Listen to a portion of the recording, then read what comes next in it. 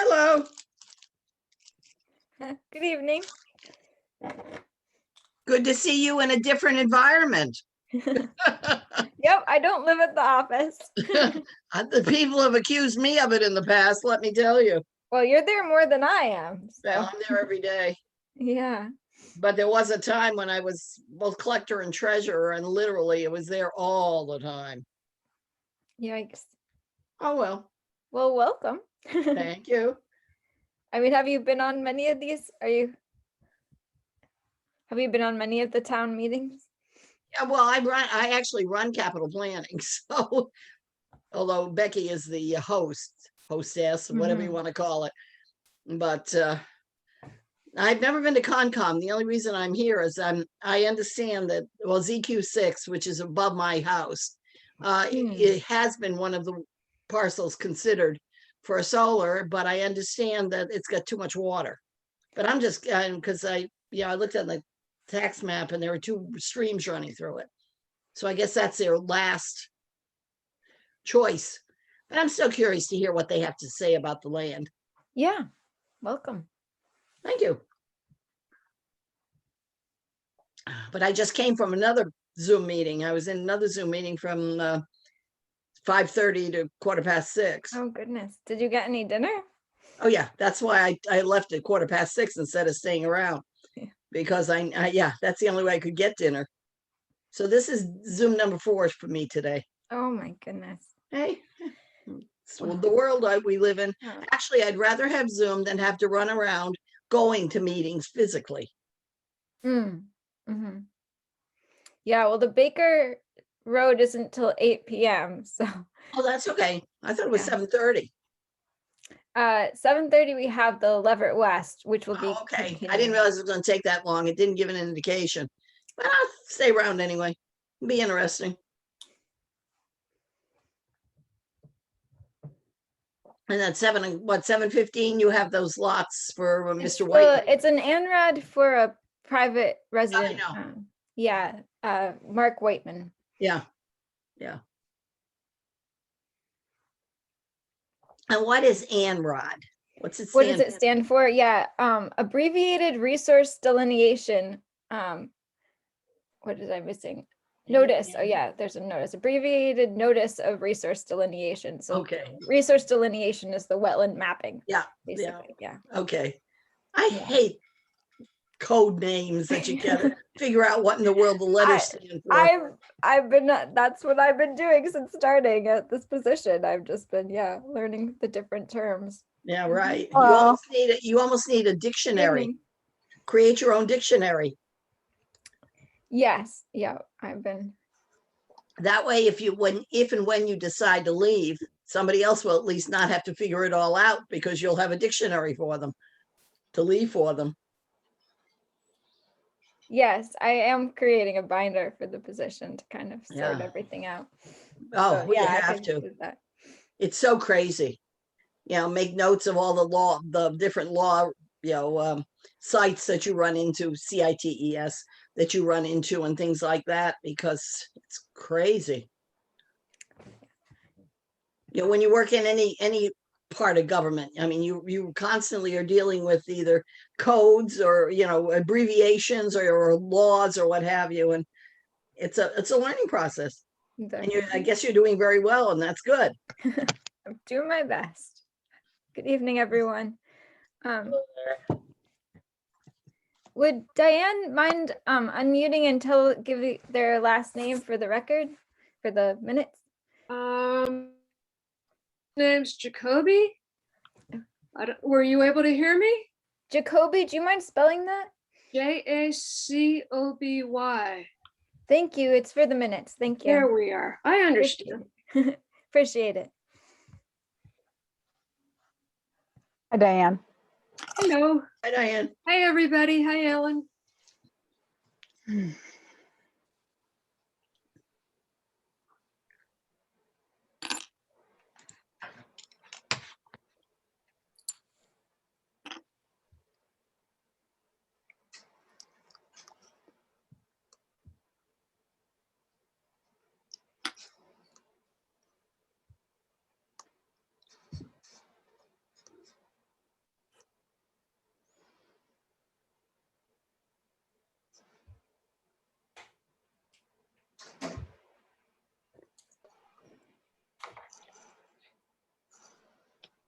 All right, so it looks like it's 7 o'clock. And all commission members are present, right? Yes. Yeah. Great, so let's go ahead and open our meeting at 7 p.m. Tessa, do you want to read our customary statement, please? Certainly. Following the governor's restrictions on public meetings, this meeting is being held virtually using zoom.com for remote participation only. The public may access it following the instructions on this meeting's agenda posted on the town calendar. If, despite our best efforts, we are not able to provide real-time access, the public can request a recording of this meeting by contacting the town clerk. Alrighty. Liam, So- Liam, before we get started, I wanted to make a request, if I could. Sure, what's that?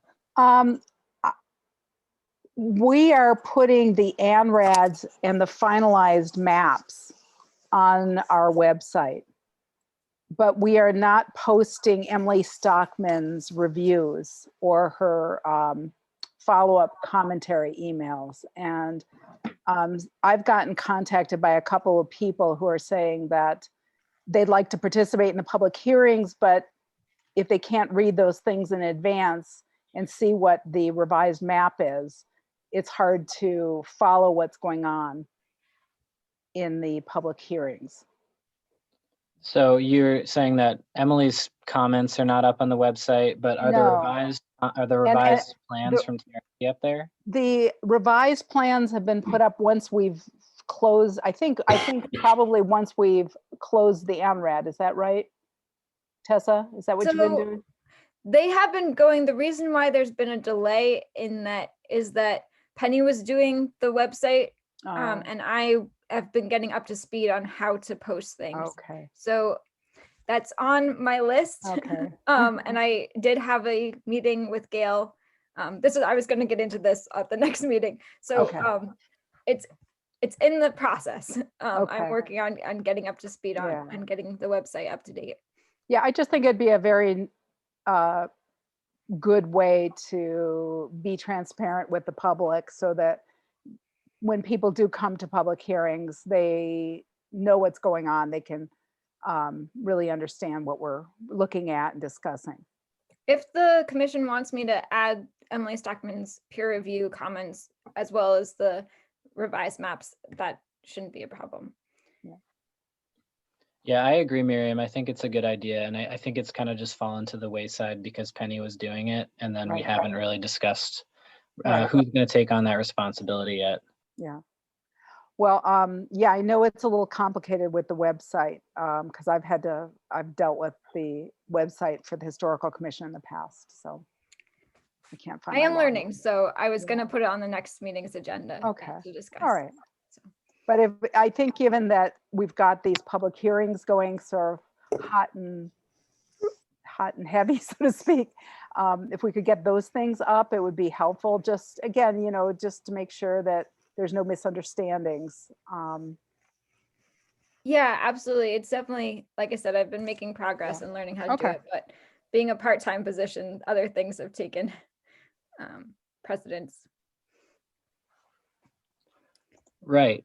Okay. So do we want to go ahead and consider the minutes from January 14th and February 3rd? Did folks have a chance to consider both? Yeah, Yes. I had a couple things. Let me see where it was here and now it's disappeared. Okay. On which one? Are we doing the January 14th first? Yeah, I think that makes sense. Mm-hmm. I think I did have 1 or 2 comments from that one. Let me just pull it up. One was regarding the all boards meeting. At the end, it said I would consider being the commission representative to the meeting. I did commit to that, and I will be Okay. at the meeting the next Tuesday.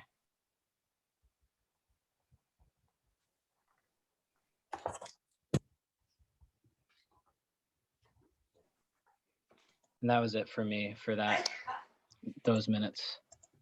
So I under the notes for 31 Lakeview tree cutting. Yeah, sorry, Miriam, do you mind just waiting while I get Liam's sure. edit down? Sorry. Yep. And then I'll be ready. Oh,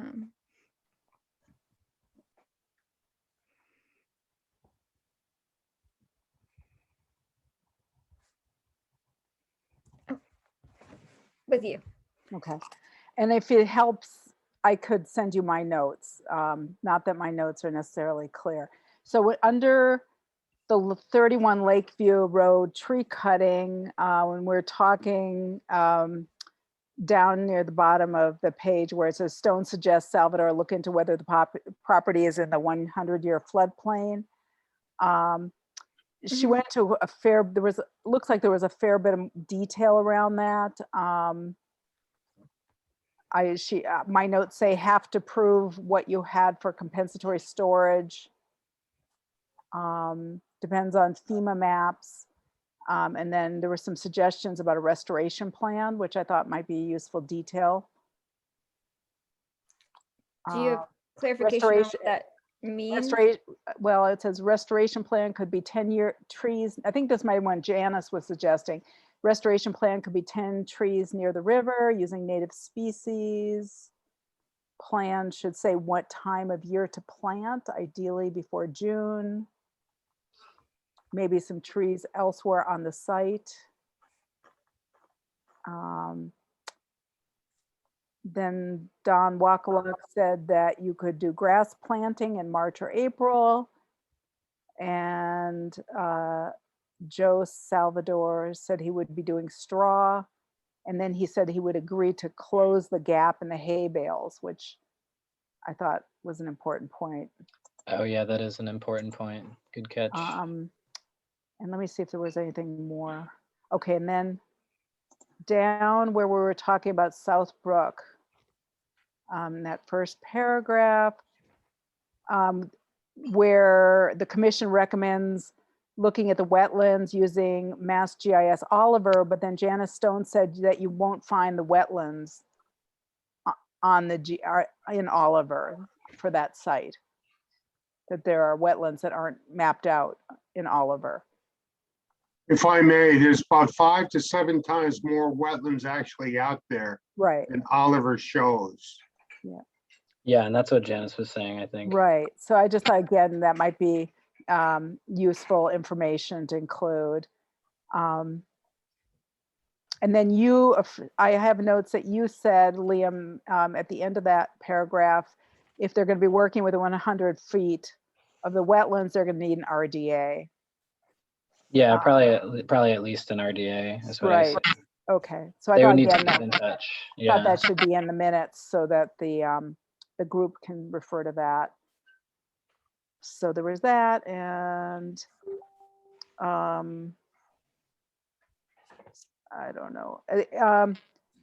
Under commission vacancy, there's a sentence Devont recommends blah, blah, blah, and then said, if not appointed, Wakaluk would be happy. I guess I would say Wakaluk says he would be happy because it isn't really clear who is saying. Okay, sorry. Let me just find that.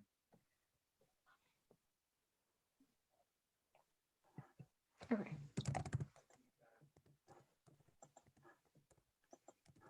And finally, I don't know if the spelling was right for the guy who came, who was interested in being on the commission. Is that spelling of his name correct? You have Let me- Chesnow? Let me double check that. It's not sure now, is it? I think it was like I can pull up the Shoshao, email something like and, that. and double Shoushao. check. He's not here, is he? I don't see him. Oh, think he's it's here. missing, it's missing an R. I am missing an R. It's sure now or Sure sure's Snow. now? Sure snow. Yeah, Sure Snow. I Okay, am missing an R. okay. All right, that's all I have for that.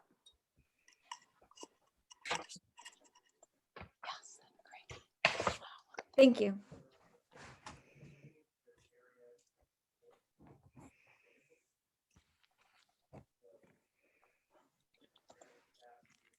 All right. Anybody else have comments on the January minutes? Nope. Okay, so I'll go ahead and make a motion that we accept the minutes as amended. I second. All right, quick roll call. DeFont, Yes. David, Yes. Harrington, Aye. and Cregan, aye. All right, let's move on to the the February minutes. Folks have any- February. The Yeah, February. February. 4th, yeah. Oh, February 4th. okay.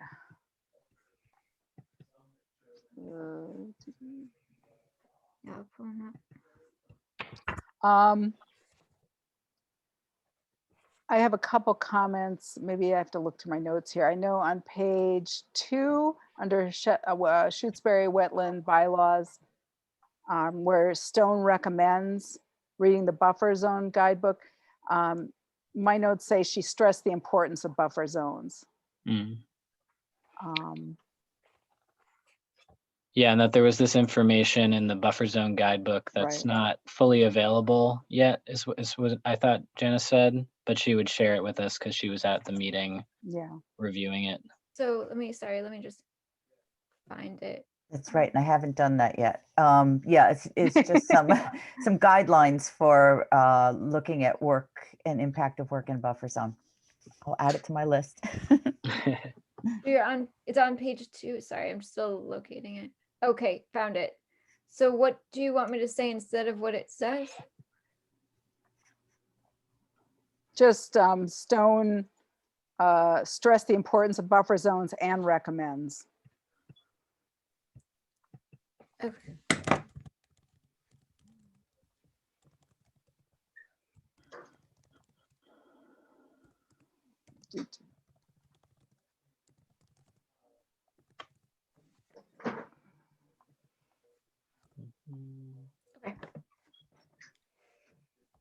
And I know there was right at the end of section 3 where we were talking about exceptions.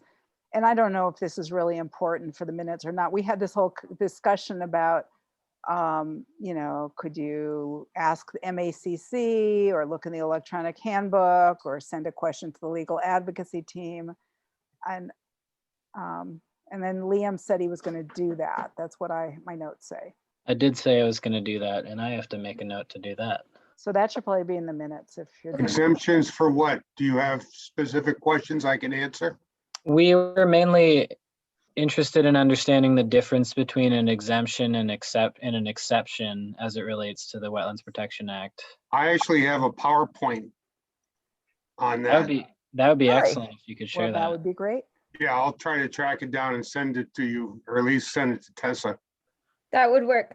Thank That would you. be great. Thank you, Mark. So Tessa, just moving on section 4, you've got applications for permits and requests, not requestions. Sorry, section 4. Yeah, it's a little typo, requestions. It should be requests. Oh, I don't know why that didn't get. And then little farther down, I hope you don't mind my being picky about this stuff. I don't mean to, I just like minutes being clear. Sometimes it's hard to get all the details in. So per Wakaluk, it's a little unclear. It should say as well as abutters such as the Amherst Water Department and the Department of Fish and Wildlife. Because you have Say that- like, you have the water department. Mm. Wait. Oh, I don't have I missed a word, didn't I? Yeah. Or- So it'd be Amherst Water Department and the Department of Fish and Wildlife, I think. I think it was, I think I said of, I was gonna say or. Yeah. Because examples of Yeah. stakeholders, yeah. And I think that's it. Okay. Anyone else have comments on the February minutes? Nope. All right, so I'll go ahead and make a motion that we accept the minutes as amended. I second. All right, roll call, DeFont, Aye. David, Aye. Harrington, Aye.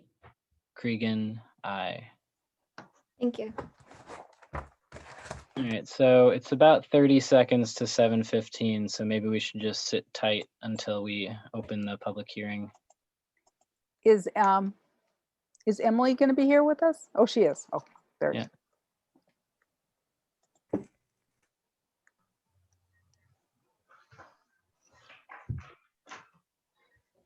If the commission members want to open up the 2 proposals that I emailed out for the Whiteman.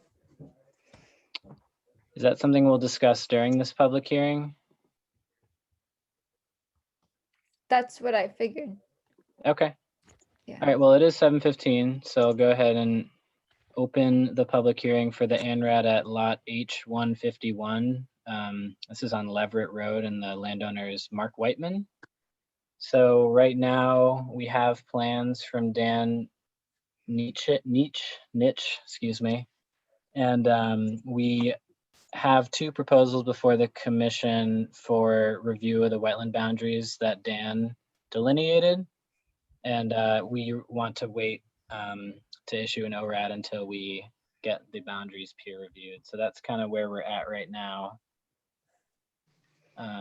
So it sounds like maybe we should discuss the proposals, or should we just continue the hearing to a future date and then discuss the proposals? It feels weird to vote on proposals within a public hearing. Does that make sense? I don't know. This is Dan Nitschy. That is correct. Yeah, so I think what we should do is continue this public hearing to a later date and we maybe should just decide on what that date will be. And then we can talk about the proposals after that. Oh, if I may, Mhm. so this is Dan Nitschy on behalf of Mark Whiteman. I'm fine if you folks want to discuss the proposals and choose an individual and then continue the meeting as sort of a separate item. It really sort of doesn't matter to us. You're gonna get a peer reviewer, so that is what it is. But we definitely, with all the snow on the ground, we certainly can't be looking at wetland delineations, wetland boundaries. So at least March, probably, given the way things are, we probably will end up in April. So I'd like to go to at least the March meeting. Okay. So maybe we should consider other public hearings scheduled for the March and April meetings and try to work around those. Okay. So, Tessa, that might be your purview. Yeah, so at this point, there's a March 11th, which is the first meeting in March. There is an ANRAD hearing for, what is it, Pratt South at 8 p.m. is currently the only item on that agenda. And there's no hearings on the 25th, which is the the fourth Thursday of the month is the 25th of March, and there are no hearings currently scheduled for that date. There's an ANRAD hearing scheduled for April 8th. I'd have to pull up what time.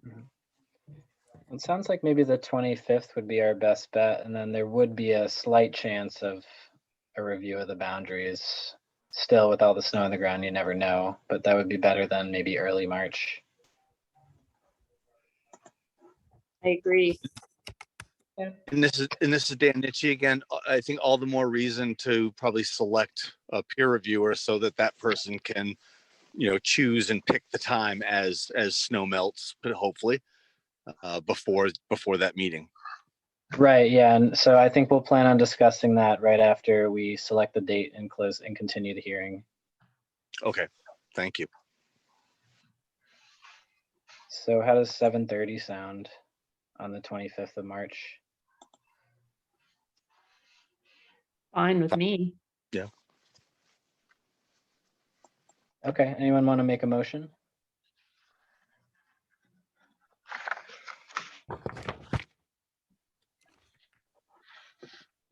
Okay, so I'll go ahead and move that we continue this public hearing for ANRAD lot H151 to March 25th at 7:30 p.m.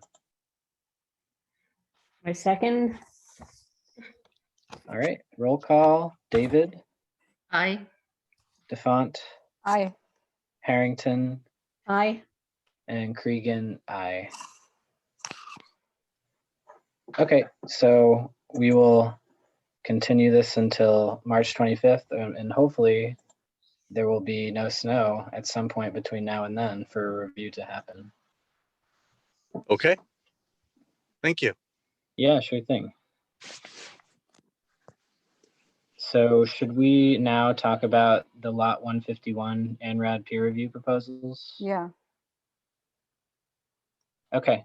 So there are two proposals before the commission currently. One is from Emily Stockman, and the other is from Matthew Schweisberg, based in Eastern Mass. I ended up reaching out to Matthew because I was concerned about the initial price that Mark might not be able to afford it. And then I actually reached out to Emily again, letting her know that, and she revised her proposal as well. So that's why we have two before the board, and I just kind of wanted to get the commission's take on who we would want to go with. And how did we come by Matthew? Internet Googling, I would say, and checking out his qualifications. Yeah. I could Then say that I know Matt from, he was on the MACC board for quite a number of years. He used to work for EPA for wetlands and worked with a lot of wetland scientists. And I didn't see his resume or whatever, but I believe he's a professional wetland scientist. I haven't been out in the field with him, but he has a wealth of experience. And from all the meetings that I've attended with him, he's been very good. So, you know, and I also think Emily's great. So I think either one, I think you've got two good choices, whichever you go with. That was kind of my feeling because I was also impressed when I looked at his resume. But it's been great, you know, working with Emily too. So I have no real concerns about either. Oh, I have one question maybe, Liam. Did you happen to ask him whether he's worked in Western Mass? Just because, you know, as you've seen from some of the other ANRADs, it's sort of different here in some of our areas are really borderline and a little trickier. So I'd just like to know that he has done some work out here so that he's sort of familiar with what wetlands are like out here. he listed a few towns that he's worked in, and I think the furthest west that he listed was Ayer, so more central Mass than Western Mass. That's kind of And a I know different area. Emily is really familiar with the landscape of Shutesbury after doing these ANRAD reviews. So I think for me personally, that's a good reason to go with Emily. Mm-hmm.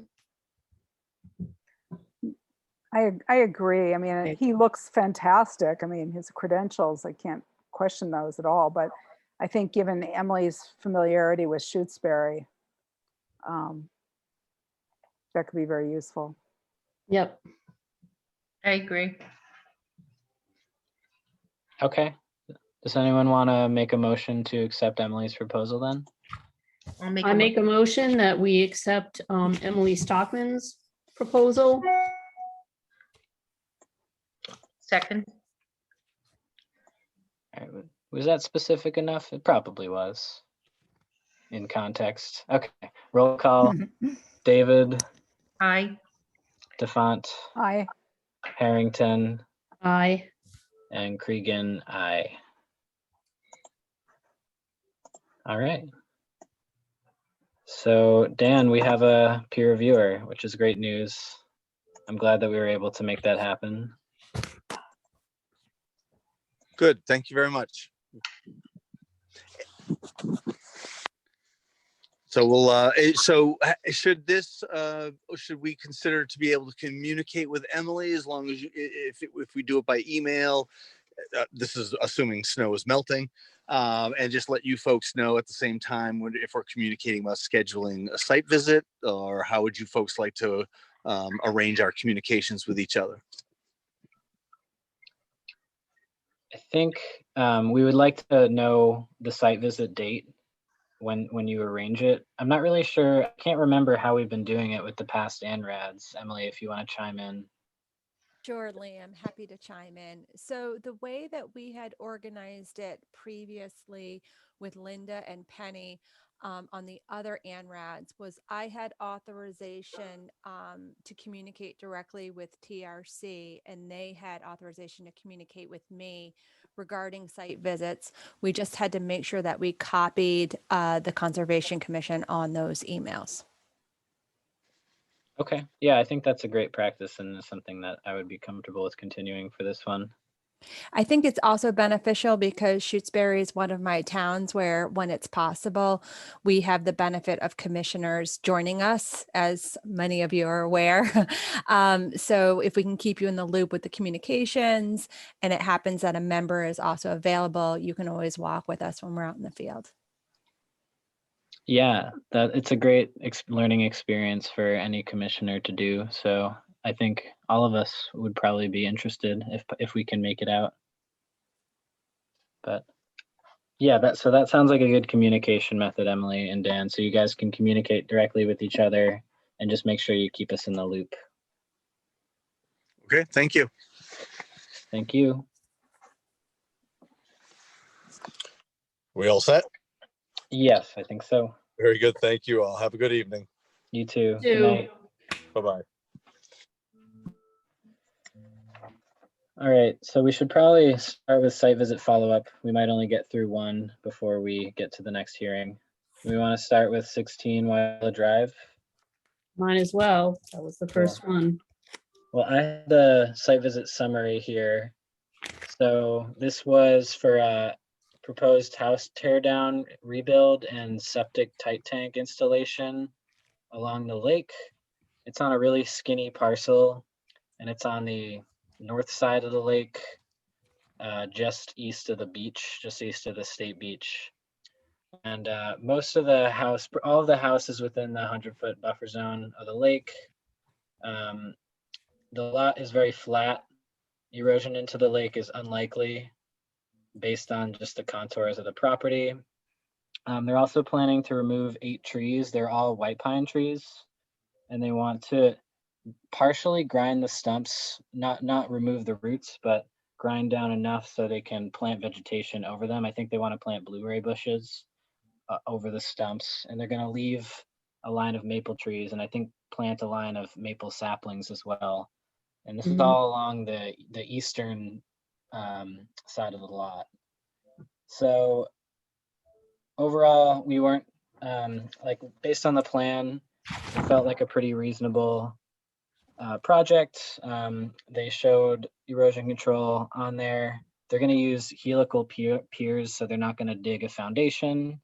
So because the digging felt minimal and the contours of the lot also felt pretty reasonable and there was little risk of erosion, we recommended that they can go forward with the project as long as the erosion control stays in place until the project is complete and site's revegetated. Yep. And then another thing we recommended is there's some vegetation right along the shoreline, and we think they should leave that too. Liam, I have a question. I think when we initially talked about this, they were also talking about replacing the dock, but I don't see that in here anywhere. Yeah, they did say that in the initial, when they first attended the Zoom meeting, you mean? Yes. Mary? Mm-hmm. Yeah, so I mean, we actually didn't discuss that at all, and it should probably be discussed in the public meeting on Monday, that if they are planning to replace the dock, that's probably going to have to be a separate application. Okay. So that's a good point. Public meeting on Monday? Yes, Oh, that's when we're gonna, Oh, right. Monday the 15th. Oh, right.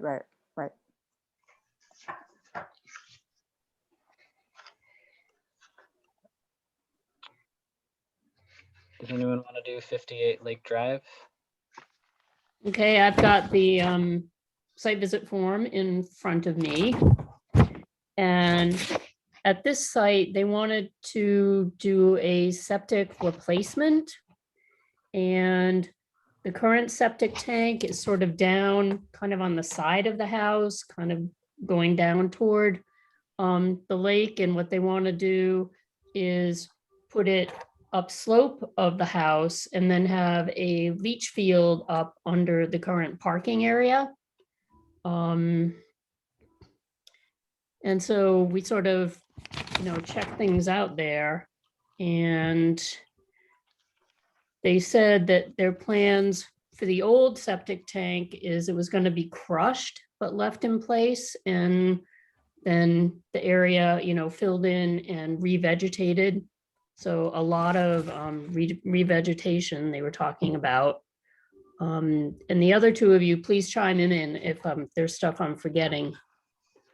But basically, yeah, replanting grass and having a lot of erosion control between the project and the lake.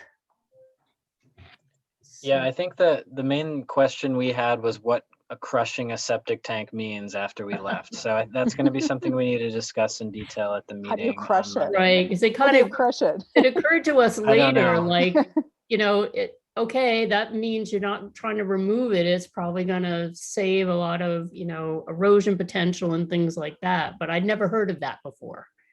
Yeah, so we're going to need to clarify that process a little bit. Seems like if you get to the point where you can crush it, you could just as easily pull it out. Right. I don't know. People do crush them. I've had quite a few of those. I think they're probably like concrete tanks, and somehow they crush them in the ground and then fill them in with sand or gravel or something the rest of the way. But it's a lot easier than trying to pull them out.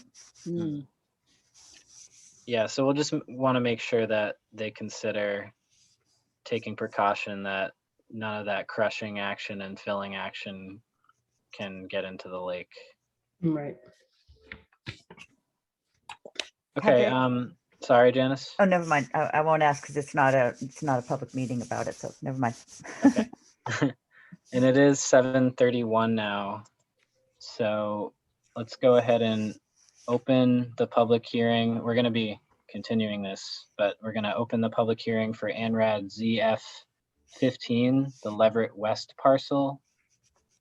We haven't really received any plans from TRC yet, I believe. Well, we're still waiting to do the peer review because there's lots of snow. Exactly. Yeah. I'm not saying that in an expectant way. I'm just saying that we don't. No, the general update is that there is too much snow to actually do the peer review yet. So we're just waiting for appropriate conditions.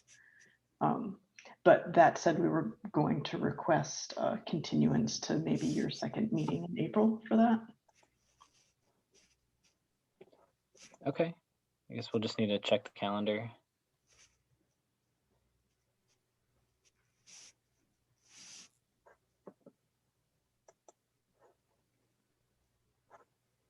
The fourth Thursday is the 22nd of April.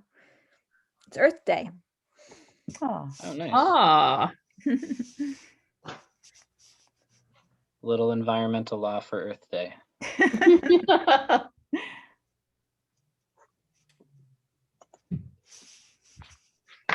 Is there anything going on during that meeting yet, Tessa? No. Okay. Maria, do you have a preferred time? 7:30 is fine. Okay, sounds good to me. Any other commissioners have thoughts about this? Nope, that's okay with me. Fine. All right, so I will make a motion that we continue the public hearing for lot ZF15 Leverett West to April 22nd at 7:30. I second. All right, roll call. David, Aye. DeFont, Aye. Harrington, Aye. and Cregan, aye. Thanks, everyone. Yeah, see you soon. Diane, you have a question? Yeah, I have a question about the lot. I was wondering whether it's part of the Paul C. Jones working forest. I believe it's just out. I think it's adjacent to the Paul C. Jones working forest, but it's not part of the CR.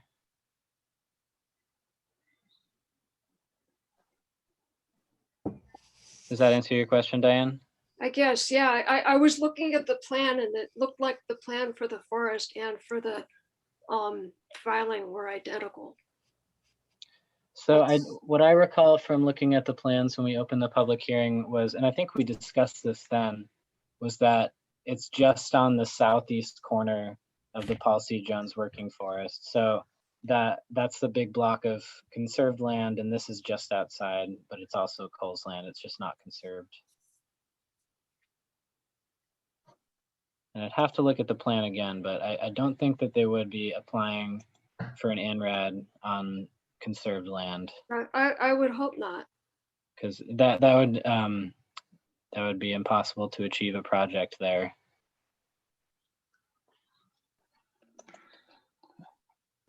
But hopefully we can discuss it in more detail at the next public hearing, when the peer review delineations happen.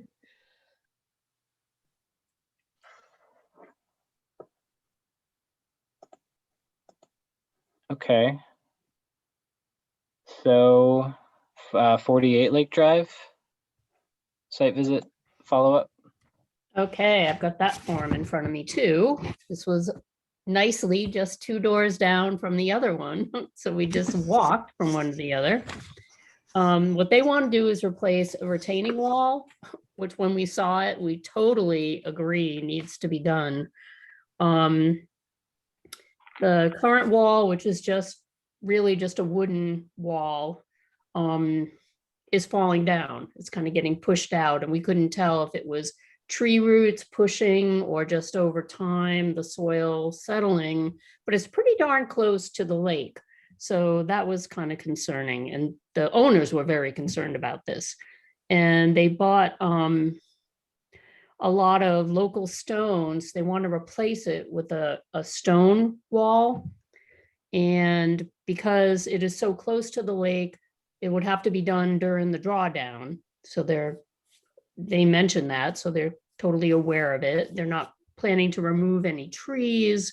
They're very concerned about saving that giant pine tree that's right there. They were proposing all kinds of erosion control. They seem to be totally on top of it. And if you were just there looking at the current situation of the wall, you would be like so happy that they were planning to replace us soon. That was sort of my feeling when we left. And my people who were there with me, do you have anything to chime in? I think they had a good plan for the erosion control. They were all thought out. We have comments from Mark, don't we? Yeah, we do. Trying to find them. But Mark's here, so. Oh, right, that should be in the same pile here. I don't know where it is. Was that sent at the The same hearing's time? going to be on Monday. It'll Yeah. be discussed on Monday. Oh, Yeah, I okay. think maybe we should wait. There's some detail about the fact that there may or may not be a dock here based on some of the aerial imagery. So we should make sure we ask about that during the public hearing. Okay. And then, yeah, there was some past work done, which they mentioned, I guess in the 2008 drawdown for the dam repair, they did some bank stabilization right next to the retaining wall. There was kind of an undercut in the bank, and they put in stone there, and they filed paperwork for that. And then they replanted the area too. And there's a bunch of blueberry bushes, high bush blueberry there now that was planted then. So that was another thing they mentioned.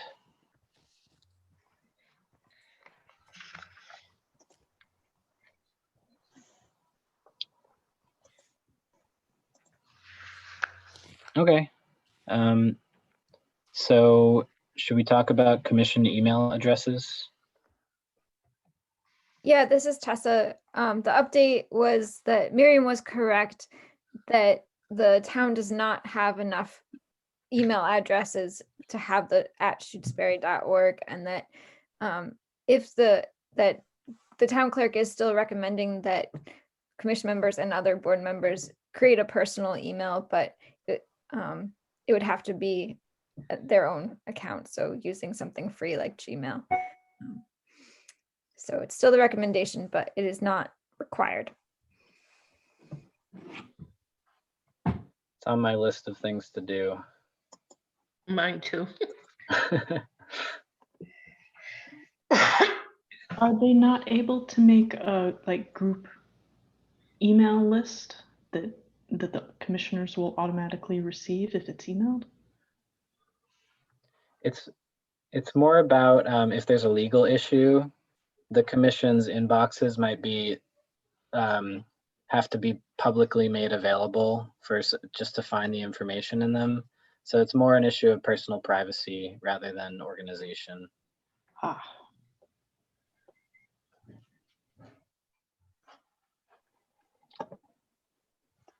All right, so all boards meeting February 16th at 6:30 p.m. I'm planning to be there just to give a quick talk on what the commission has been up to. Just talk about some of the major applications that have come through, especially the ANRADs and the notice of intent for the culvert by the dam. So those are the major projects I'm gonna talk about. I don't know, does the commission have any other thoughts about things that I should mention in that little presentation? It's just gonna be like 3 minutes.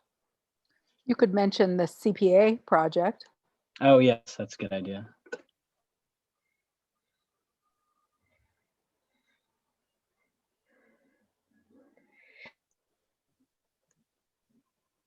Is anyone else planning to attend that?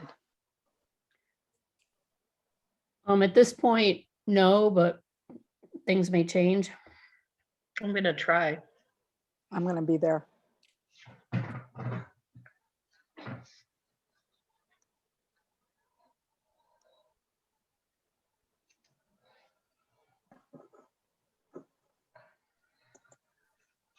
I think my internet just cut out for a second. It's all right. We didn't say anything. Okay. I was just asking, I asked if you were going to give a talk for the historical commission. Oh, you said that? Yeah. And I'm not the chair, Henry Geddes is, but I'm going to come along for the ride. Okay. Speaking of Geddes, the Geddes just arrived in this call.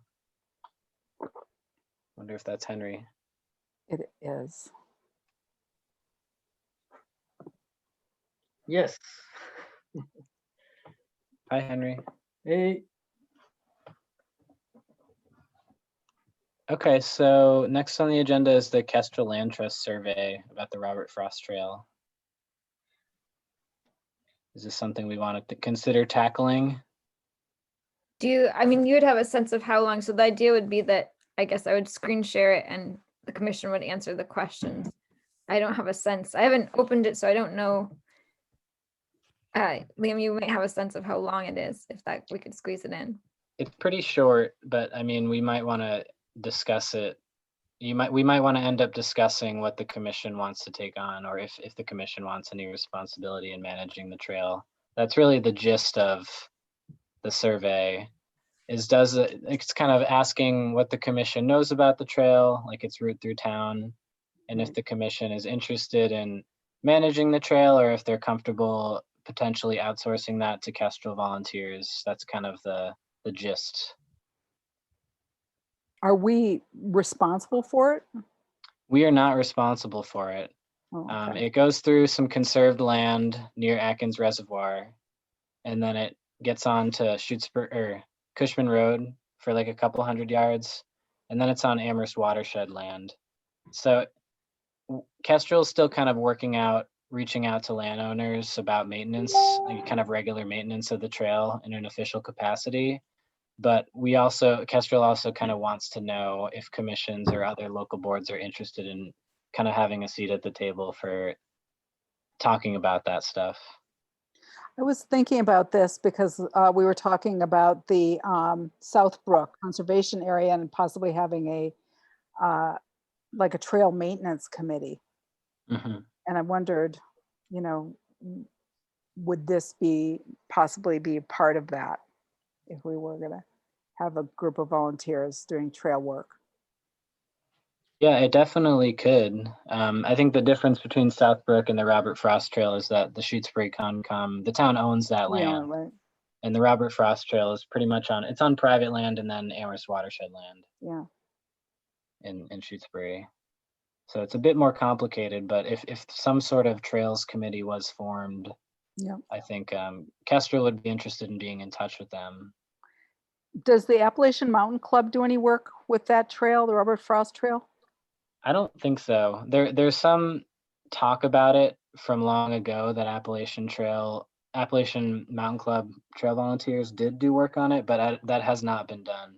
Yeah. There are some mystery maintainers who we don't know So we're trying They to used find to- The AMC also used to do part of the M&M trail that went through the kind of close to Atkins Reservoir. Yeah, that still happens. Well, it's now the New England Trail, and it was rerouted to a different part of Shutesbury. Yeah. And there is AMC maintenance of that trail, Mhm. but not the Robert Frost Trail right now. So that's kind of why Kestrel's trying to get involved. What's the name of the trail that MACC maintains? Oh, it's Appalachian Mountain Club, and they maintain the New Oh. England Trail. New England Trail. Thank you. It used to Yeah. be a different name. Yeah, it used to be called the Metacomet Monadnock Trail. Oh, right. And now it's New England National Scenic Trail, but New England Correct. Trail for short. My husband and I did some of the maintenance on that back in the day. Oh, nice. So I guess just thinking about this survey, my sense is right now we don't necessarily have the capacity to maintain the trail. But if in the future a trails committee was formed that involved other people outside of the commission, then perhaps there would be capacity for the Shutesbury to assist with maintenance.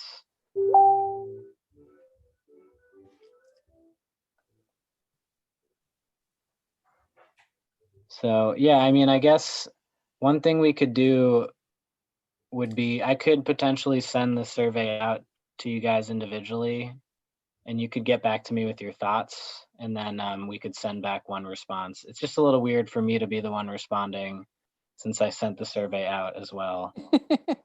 I have this memory of actually taking it a while ago. So you sent this out to us a while ago? I don't think there was a response from Shutesbury, but I don't think there is a response yet from us.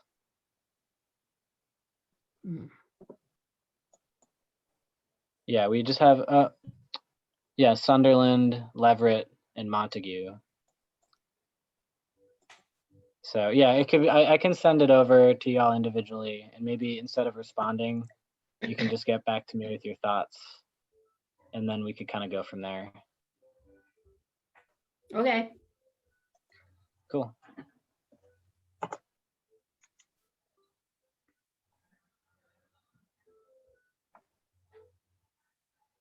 Okay, so Southbrook CPA proposals. Currently, Penny's proposal was approved, and so there's going to be an ecological assessment of the Southbrook Conservation Area. So that's good news. And hopefully we'll get a trail map out of that too. That's That'd great. be nice. It's a great start. Yeah. And Phil also did get back to us, and he did flag a route in Southbrook Conservation Area. And I'm not sure if he knows that his project was not funded for this year. I'm not sure if he knows that or not right now.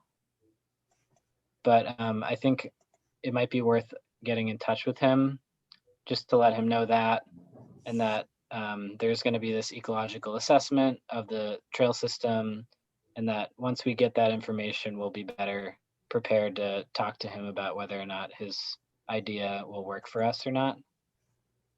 And this is Tessa. I was just, we talked about whether the commission wanted to set up a site visit since he has flagged the trail, whether we should set up a site visit to view it. I don't think you can see much now with the snow. You wouldn't be able to tell where the wet areas are or anything unless they're really wet. Right. Yeah, I think you have to wait. Vernal pools, you won't be able to tell. Yep. Yeah, it could be good to wait till peak wet season in March and April, Yeah. because then we'll really get an emphasized view on how the water moves through the property.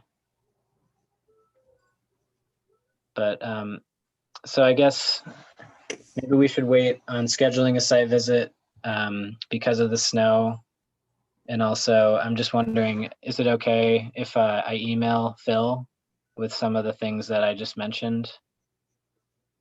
So mainly that Penny's project was funded, that we're gonna wait to kind of comment on his project until Yeah. we have more information from that. And part of that will be scheduling a site visit when the snow melts.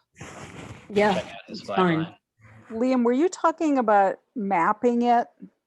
I had some thought that you were talking about maybe doing some GIS mapping.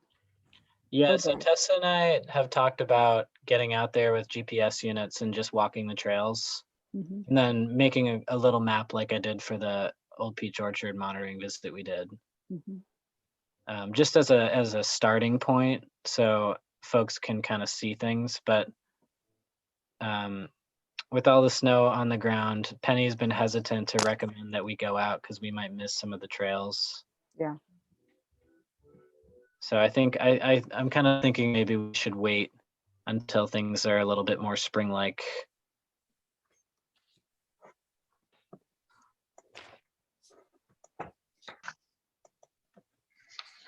I agree. Okay. So I guess we'll move on to commission vacancy. I think none of the folks who are interested in joining.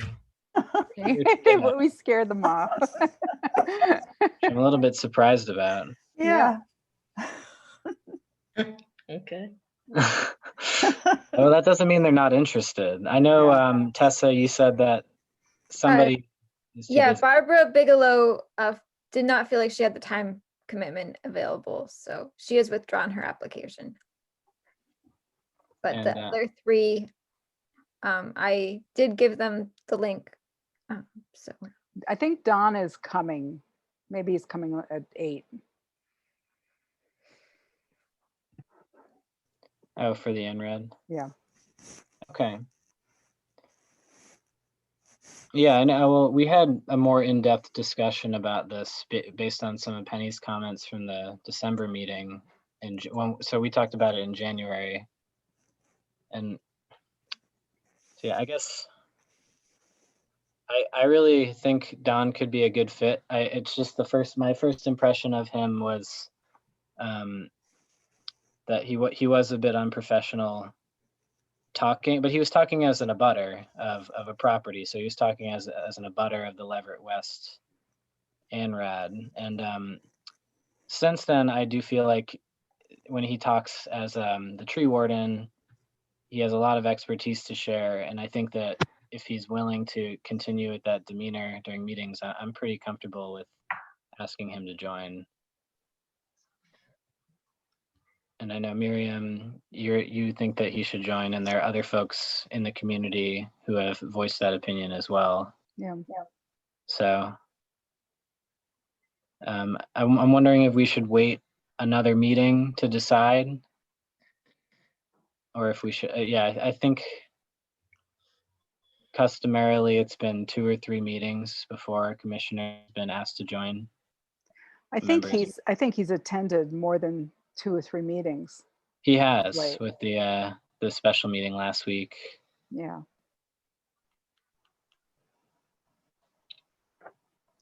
Yeah, I guess my feeling is to wait till next month's meeting to make a decision, but that's kind of where I'm at with it. I agree with you, Liam. I'm okay with that. Okay. So that's good to know. And then, yeah, we can just spend a little bit more time with him in a meeting setting before deciding. And I think, yeah, next month we should make a decision. Cool.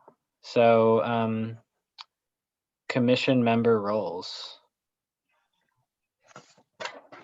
Linda and Penny put together a document that kind of outlines all the roles. I'm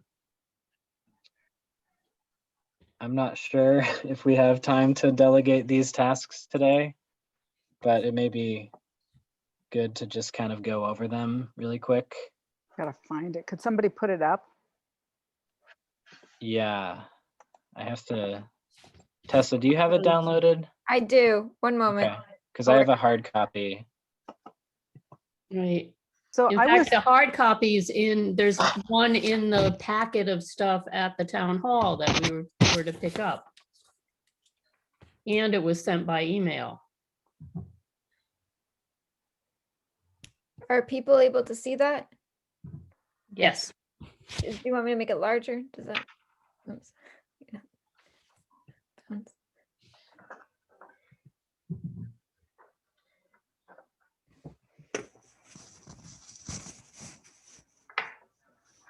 So clerk is you, Tessa.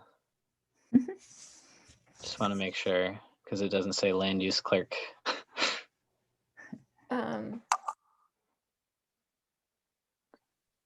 So yeah, I think website is definitely one that we'll be wanting to talk about sooner than later. I know, Tessa, you discussed with me the other day that you were thinking about creating kind of a new skeleton for the website, just to display the information a little more efficiently. Yeah, I think it makes more sense just we only have 5 minutes. I was gonna, like I said, I was gonna put that on the next agenda to Okay. get more in depth about the website. Okay, that sounds good.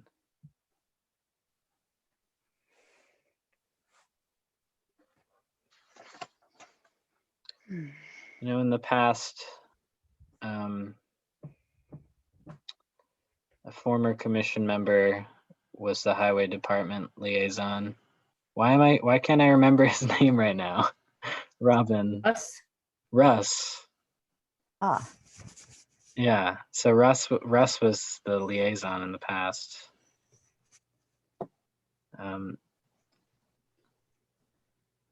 So yeah, I guess maybe we should just kind of consider who we know in town. Some of these are dependent, it seems, in some ways on knowing a certain person in town, particularly the highway department and Lake Wyola liaison. So maybe we can just kind of consider what we might want to take on and discuss this in more depth at another meeting. Okay.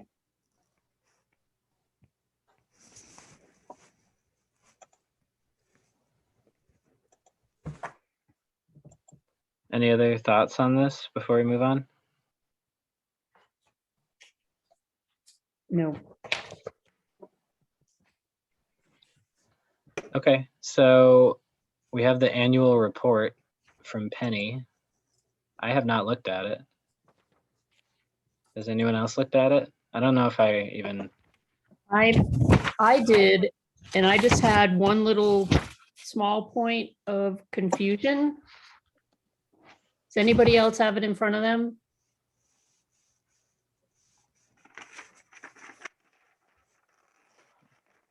Oh, there it is. I don't know why I didn't see it in the materials. So is anyone else here looking at this right now? I could share it if that would help. I've got it. I've got it I now. just had a minor point of confusion. In the list where it talks about regulatory activities, and near the bottom is site visits, and it lists 43. And then the little paragraph after that says the 35 site visits were associated with XYZ. So why did it go from 43 to 35? What am I missing? Oh, so one of those numbers is right. That's what it sounds like. Unless you did more than one site visit. I don't know. Yeah, I mean, I would guess. 5 of the site visits were associated with X and the rest were associated with Y. Anyway, I was just like, well, which is it? But other than that, I thought it was a nice summary. My only thought is that maybe though it seems high difference, would be that conservation visits. So it wouldn't be conservation property visits separated from project visits, but that seems like a high difference. So are you saying the site visits, the CR visits are folded into the site visits is what you think? Throwing it out there. Okay, so I guess we should just ask Penny about that discrepancy. Yeah. Yeah. It's the easiest. Mhm. Yeah, I don't think Other we than should do that, I- some scientific That's fine. posturing right now. Okay. Well, I will look at it because I just looked at it for the first time. So yeah. And then if there's anything else, which I'm guessing there isn't, we can ask her about that too. Well, I thought it looked good. I wasn't a commissioner during that time period, but looks very comprehensive. Yeah, it Mhm. looks good from Yeah, I this. would agree. Yeah, me too. It's like, looks like it includes everything. I'm happy to be the person to reach out to Penny and ask if that. Thank you. Yeah, thank you. Okay, so it is 8 o'clock. So we will go ahead and reopen the public hearing for ANRAD at ZQ-6 Baker West Pelham Road. And just as a little preamble, there's no project before the commission. An ANRAD is really just a document. It's kind of an agreement between a conservation commission and an applicant. And it's legally binding about where wetland boundaries are. And that legal agreement lasts 3 years. So that is what we are discussing tonight, the wetland boundaries for this parcel. So with that said, I suppose we should get started.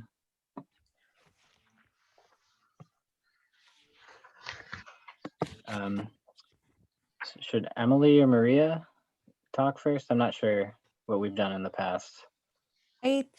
I'm happy to present first, if that's okay with you, Liam and Maria. I'm fine with that. Yeah. Sounds okay, good. great. Let me just pull up some notes. Can everybody hear me on my headset okay? Yep.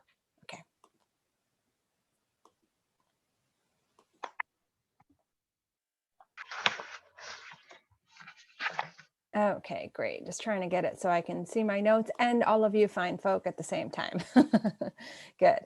So this is the first public hearing for the Baker Road project that I've officially attended. This is a project that started last year, but because of delays last winter, similar delays to what we're speaking to with some upcoming ANRAD reviews, the initial peer review didn't start until later in the spring for 2020. The first site visit, I had the pleasure of having Robin join me out in the field. I will never forget that. And this is a site that has historically and more recently been logged. So the commission may recall that this ANRAD came in with a set of about 4 around the same time.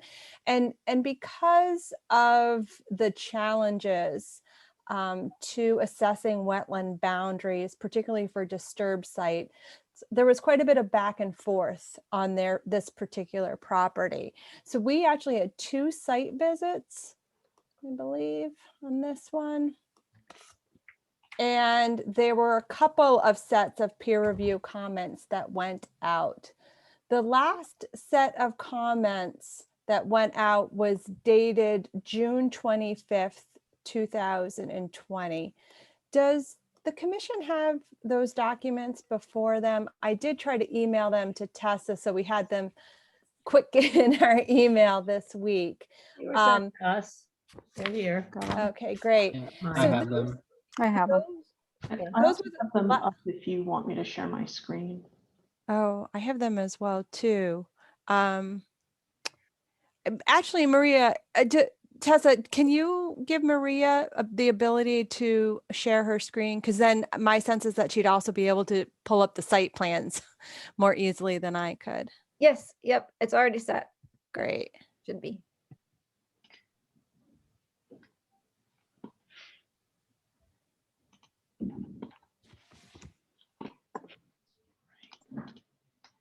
Everyone see that? Mhm. Yep. So I thought that this would be a good starting point because we recently received some revised site plans from TRC. And with those revised site plans, there was also a response to this comment letter, as well as some specific comments directly from the Conservation Commission. So I thought it might be orderly just to take these comments one at a time and review them against the new site plan set. And some of them are fairly straightforward. They should go quickly. Also, some of these comments are comments that the commission has seen in regards to the review for the other ANRADs. Does that sound like a good mode of operation, Liam? Yeah, sounds good to me. Okay. So the first comment that we had was just simply that because of the review process and the somewhat complex nature of the changes, I wanted to make sure that the commission was aware that some of the wetland systems that had been previously called out as individual areas have now joined together to create larger wetland ecosystems that are delineated. And as such, not all of the flagging in the field has been updated at this point to reflect the labels that you see on the revised site plans. So this is a topic that's come up with previous ANRADs.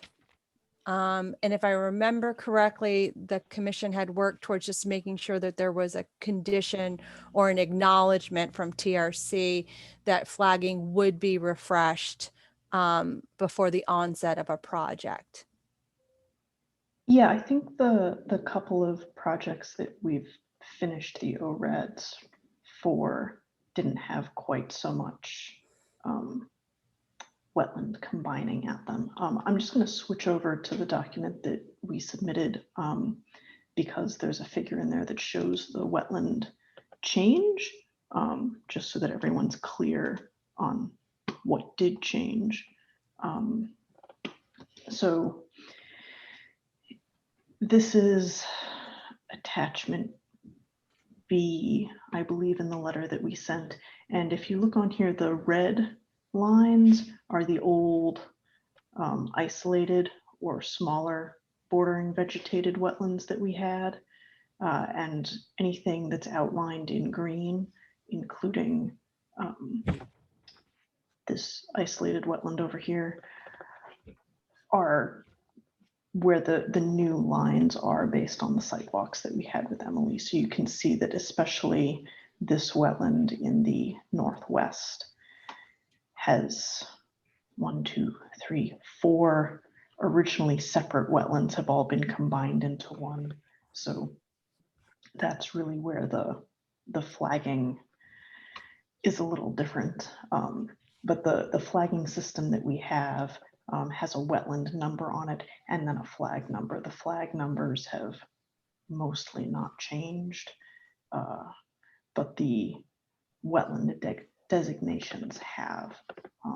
And as Emily said in the past, when we've run into this at other commissions that we've worked with, we have requested that in the finding of fact, there just be a condition that flagging has to be refreshed before any project can take place.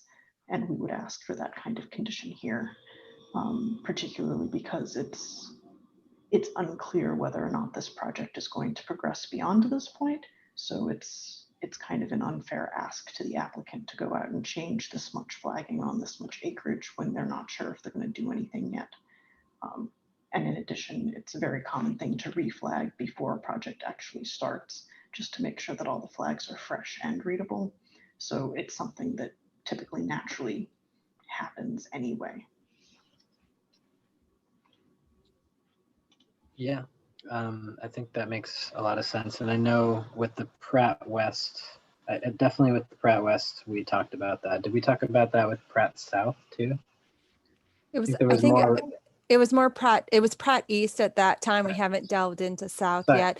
Sorry, but, Pratt East. A lot of Pratts. But your recollection is correct, Liam. And Pratt East was a more straightforward site. There were very few wetland systems within the study area. So it wasn't as much of a challenge with the adjustment of the boundaries and the flagging.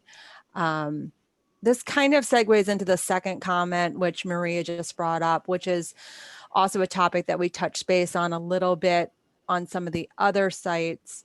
And that's just that because of the revised flagging, there are large sections that are no longer consecutively numbered. So the commission is very comfortable, very familiar, I think, with reviewing boundaries where they, usually have an alphanumeric or similar labeling system, and you just connect the dots 1, 2, 3, 4, 5, 6, what have you.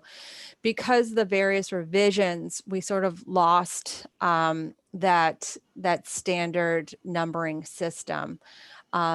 Essentially, the result is you really just need to have the approved plan set in your hand when you're in the field reviewing the boundary. So, on other sites with other delineations, you may be able to just, be pretty confident that 9 connects to 10, but because of some of the revisions we have here, the numbers are not consecutively labeled throughout the site. I think moving forward, I mean, I can say professionally, I'm going to take this as sort of a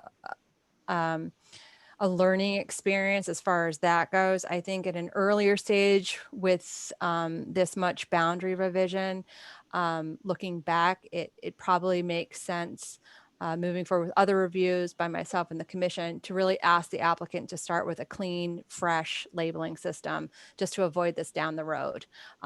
This is something that we can certainly handle moving forward. We had to address this with Pratt West, but just something for the commission and myself to remember moving forward, that if we're going to have this complexity of revision, just a fresh, new, clean line with new labels might save us some of these headaches down the road. Right. And so what you're saying is that's something we would really want to ask for once we realize there's going to be a major revision.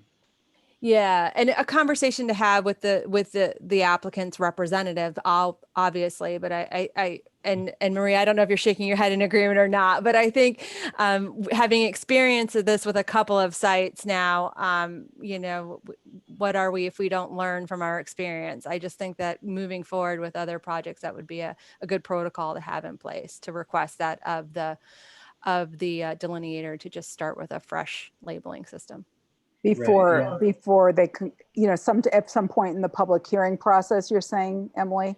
Yeah, I mean, it's hard. Hindsight's 2020, but I think as soon as we're doing a review like this and we can see that there are going to be some, fairly significant revisions, just to make that request that the labeling just start afresh with a new series, rather than trying to combine, save part of a boundary that's okay, but then add on a new boundary and then try to tag it on to another labeling system. I think it would just be cleaner to have one set of labels straight through. I generally agree. It's been a headache on our end too. I do want to say that I think there's more than one comment in here about flag numbers. There specifically, there are a few we haven't gotten to that point out some double numbers. We did address those. The flags are not necessarily consecutively labeled, but we did address things and update numbers in some cases, just to make sure that at least per page on these sheets, that there are not duplicates on a given page for a single wetland. This is Tessa. Unfortunately, I found one. What? Yeah. We tried really hard. We got. But I didn't, which one we can keep going through the comments and come back to that later. Okay. So this is Miriam. I have a question. So, how do we make that decision? Because we're in a public hearing for this project. When we end this public hearing, should we have a discussion about any future ANRAD, the other ANRADs that are still yet to be concluded? It's up to the commission how they want to deal with this, but I think that this is really something that we should be working on with the peer reviewer. I think that especially for these larger sites, the methodology that we've been using with Emily is doing a site walk and basically coming away with a list of changes that we need to do in these cases. And when it's pretty obvious that there's a huge change, then I think that that's something that we should just be doing. When you don't have a big change, when you only have one or two flags that are being adjusted, then it's doesn't make a lot of sense. But in a case like this, it should have been done. And I guess my thought is that, you know, I know we had this discussion, I think it was with Pratt Corner East. And, you know, it's kind of subjective how many changes get to the point where you really need to reflag them all or refresh them. And I'm wondering if maybe it would be simpler for the commission to make a decision about what we would like you to do going forward, so that you aren't deciding, well, it's 4 flags instead of 2 flags. So does that mean we reflag or not? I mean, I think we should be clear about what we want. That really made this a mess is that multiple features got combined, things that had been originally separate wetlands. That's really the trigger for what causes number repeats like this.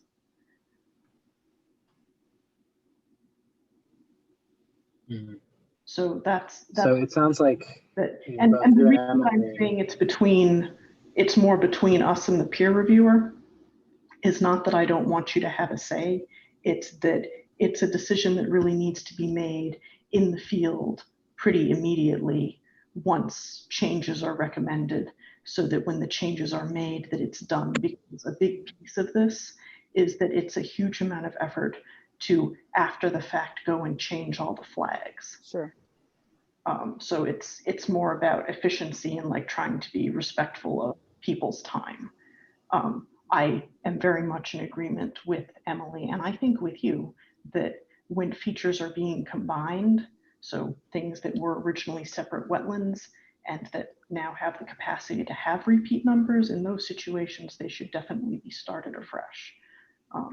When a wetland is not starting afresh and the feature number is not, then it really isn't impacting the vast majority of the flags. Well, Emily, would you like some guidance from us, or do you feel like this is clear enough? I think it was important to have the conversation with the commission as a whole to provide guidance to me as the peer reviewer. And I agree with Maria that there is just some judgment in the field because it's so site specific as to the adjustments that are happening. But as long as what I'm hearing from the commission and also from Maria is that that there are going to be instances when starting the flagging series afresh is going to be the correct way to proceed. And what I'm hearing from the commission is that I would have the authority as the peer reviewer to make that statement in the field. I could say, hey, this is, you know, these boundaries are going to combine. This is going to get very complex. You know, it's a working policy of the commission that you just start a fresh series so that we have a consecutively numbered boundary.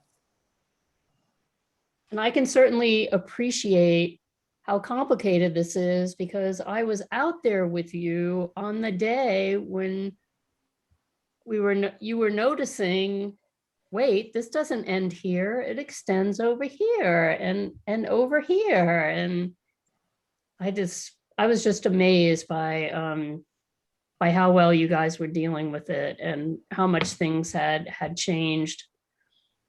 And how doing it the first time, having somebody go out during a drought is like not a good thing. Yeah, that's right, Robin. You saw boots on the ground, how complex that site was. Including my boots. Okay, so Miriam, are you comfortable with that? Does that cover that? Yeah, that sounds, as like, I don't know, does everybody else feel okay about that? Yes. I do. I do. I'm just thinking ahead to a busy March that I'm going to have with you guys. So I just wanted to make sure that we were clear on that moving forward. So that's terrific. So I think if we continue on with the comments, I know it's already late in the evening for you guys, so I'll try to keep it moving. Maria had just alluded to comments 3, 4, and 5, and these are really just some some mapping issues, just looking for some revisions. So we didn't have those duplicate numbers. I think Tessa will add to that. Maybe Tessa, if you're not in the midst of writing notes, do you have handy the double label that you? Yeah, so I only had time to because I started drafting the ORAD findings. I started looking at the numbers for the large wetland that was created by combining previous wetlands, and so that's the only one. I haven't checked any of the others, but I did notice. Now let me find what page it was. There was 2 12s and 2 13s, I believe, for that. What's it called? WMJR-3, and I'm trying to find the map page for you guys that I was looking at.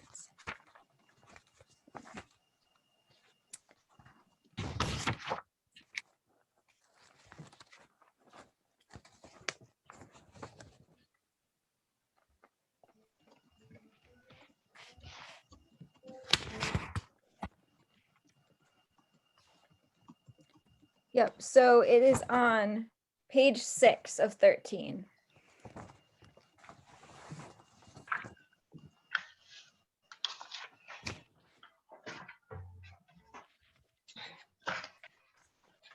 Above 7.2, there's a 12 and a 13, and below number 11, there's a 12 and a 13.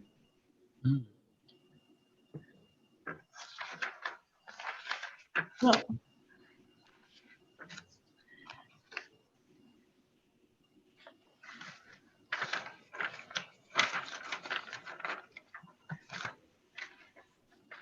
there it is.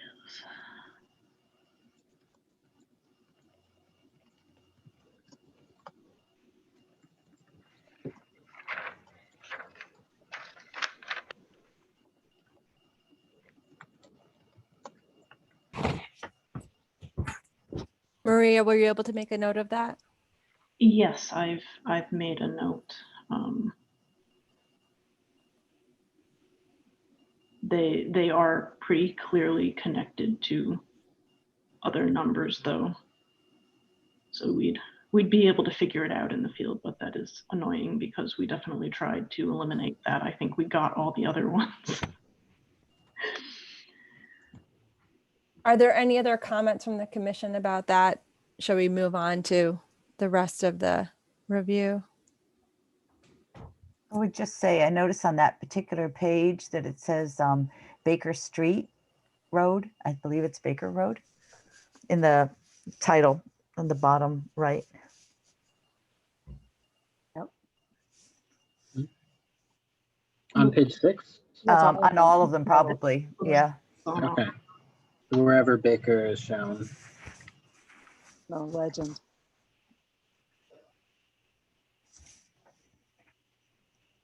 Who is that who noticed the Baker Street? Janice. Yeah. Yeah, it's over in the block. Yeah, title block or whatever you call it. We don't have any streets in Shutesbury, I think. I was gonna say it's actually West Pelham Road is the road that everything is on, but it's the Baker Road project. Yeah.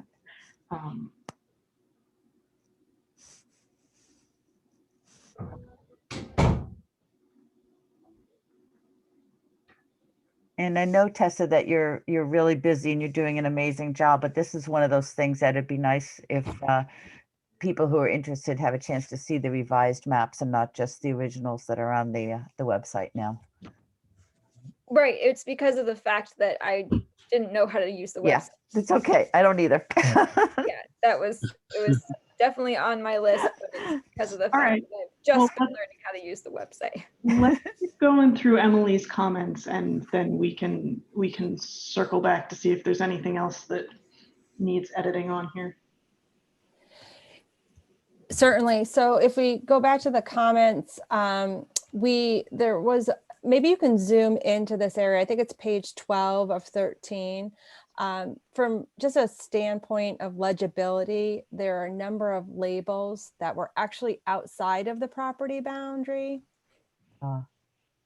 And this was a follow-up comment that I had as well. I'm just looking for clarity. So the request was that labels on properties that don't belong to the applicant just be removed. It improves the legibility of the site plan, but also the ANRAD speaks specifically to a study area. And so the commission really shouldn't be reviewing or approving flags that were inadvertently, located, off the site.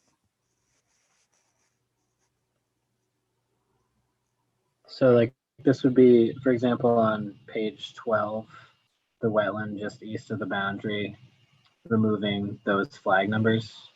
Yeah, because that I'm not as concerned when it's flags that are outside the study area, but still on Cole's land, but flags that are actually on an abutter's land inadvertently, just because, when we go out to do mapping, property lines aren't always crystal clear.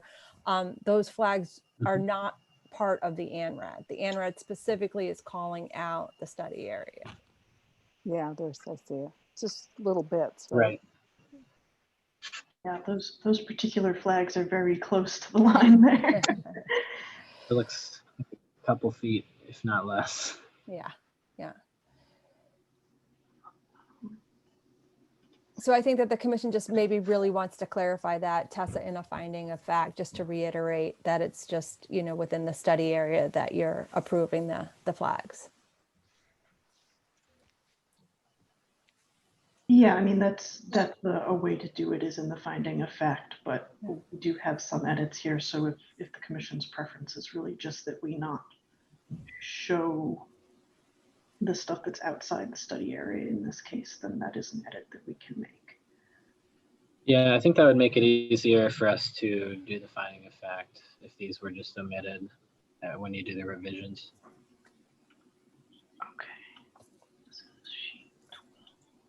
And that includes like that potential vernal pool.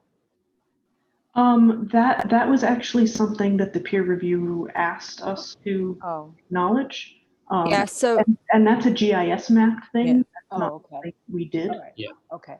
So I would not apply that to the vernal pool. Mm. Got it. while we're on this page, another comment that had come up regarding this area that I don't know if the commission has delved into is that when we were originally out on the site, there is a culvert that connects the stream one.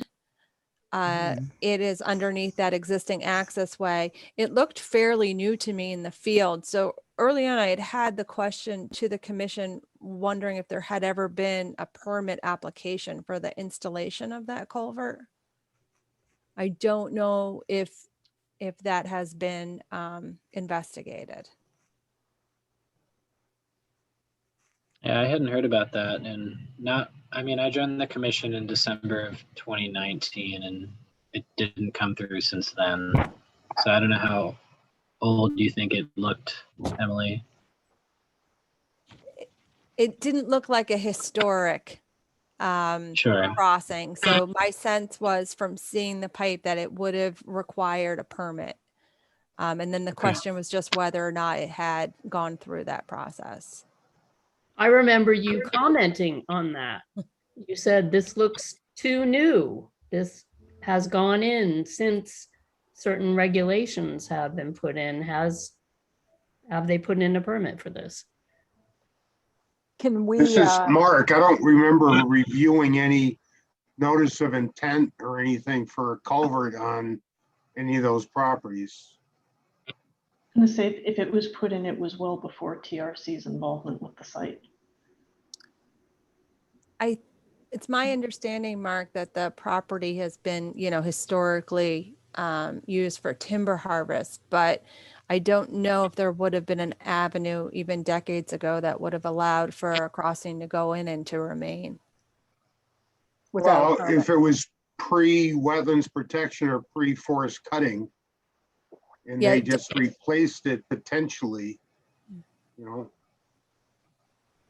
But I'd have to check with the, look at any of the forest cutting permits that were issued historically to see if any of the plans show anything there or not, you know?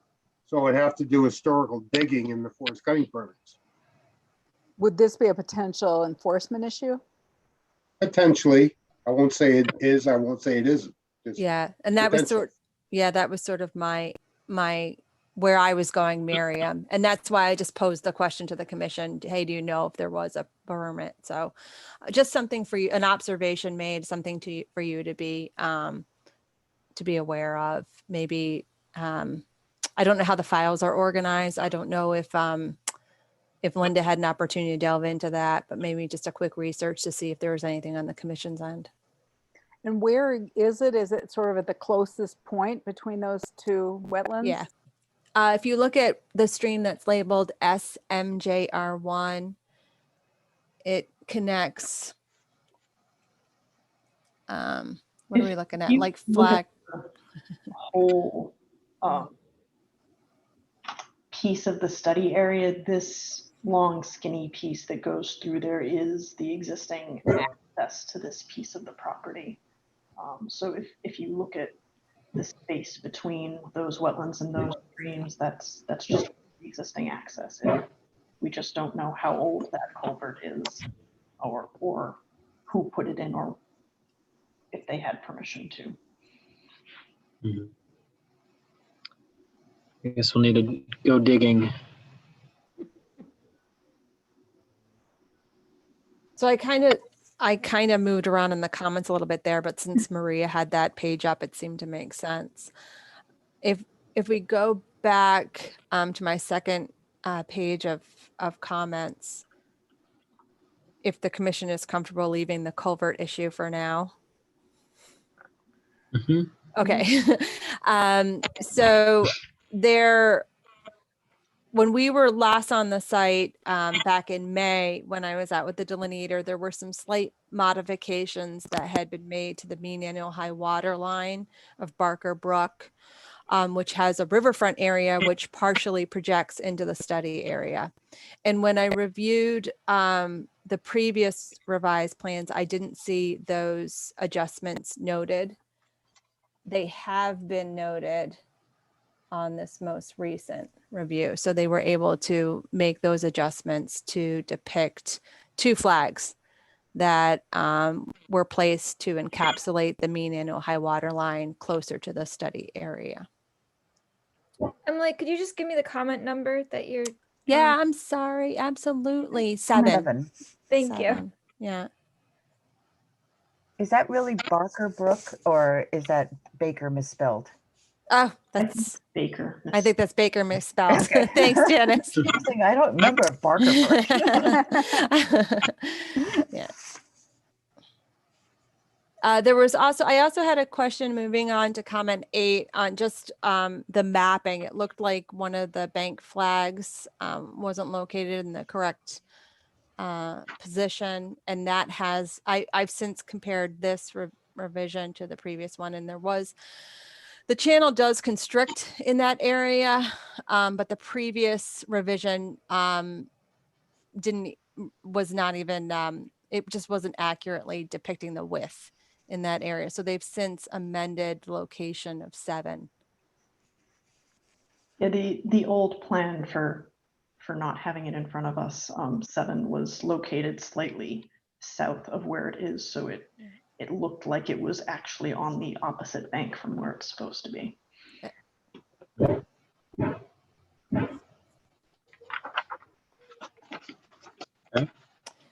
So a few of the following comments 9, 10, and 11 speak to the data that was presented on vegetation and soils with the original ANRAD submittal. And while one of these adjustments has been addressed, I did not see a response to these comments in the latest submittal from TRC. I think a good example of this might be to go to either page 6 or page 4. Yes. Actually wanted to see. Well, you can see them on the cover page actually where the Okay. Army Corps plots are. Some of the plots that you referenced on page 6, we had some kind of upland islands within this wetland that had been flagged, and we addressed these comments by eliminating those upland islands and calling it all wetland, because honestly there was no upland bridge to them anyway, so they were going to be protected by the wetland around them. So we addressed that by eliminating those. I did speak with Matt, who is on the meeting, I think, and my understanding is that even though some of these were a little odd vegetationally, or that the soils were not as deep on the forms as we would have liked, that the revised flags had all been walked in the field and everyone had been comfortable with those. So I didn't feel like there was a specific need to do something new when the flags had already been adjusted. So I don't know if this is an issue, particularly in the one area where I know that the hemlock is pretty dense, Maria, but there's particularly one section on sheet 4 where in the field, it was my recollection that the flag adjustments actually incorporated that upland. It's called out as an upland pot, but it actually is based on the data, a wetland ecosystem. And I don't, in the field, I would concur with Matt that when we were out there looking at the adjustments, we were able to encapsulate it, but the mapping isn't reflecting that. Can you explain what you mean by that, Emily? I mean, if it's. So if you have a data plot that is positively demonstrating the Wetland. presence of a wetland, Right. And then it's that outside data of- plot should be encapsulated by your boundary, not outside of the boundary. Right. And even if it's in the buffer zone, by not encapsulating it into the boundary, it means the buffer zone isn't being pushed out. Well, right? that would be true as well. But if you're calling out an area through data as being determined positively to be a wetland, then it should be in the wetland. It shouldn't be in the buffer zone. Right. And shouldn't you change the name of the data to a wetland instead of UPL for upland? The name? Unless you're filling out a new form, you wouldn't be changing the form. Just seems strange to leave it called upland on the map. Well, it's to match the form that was submitted. Unless there was a new form provided, then you wouldn't want to change it. It just makes it complicated to keep track of things. But the point is that it's supposed to be wetland, right? well, so I was actually just looking at the comment for sheet 4, and it's referring to MJR-07, which does not look to be. It would help if I was on the right page.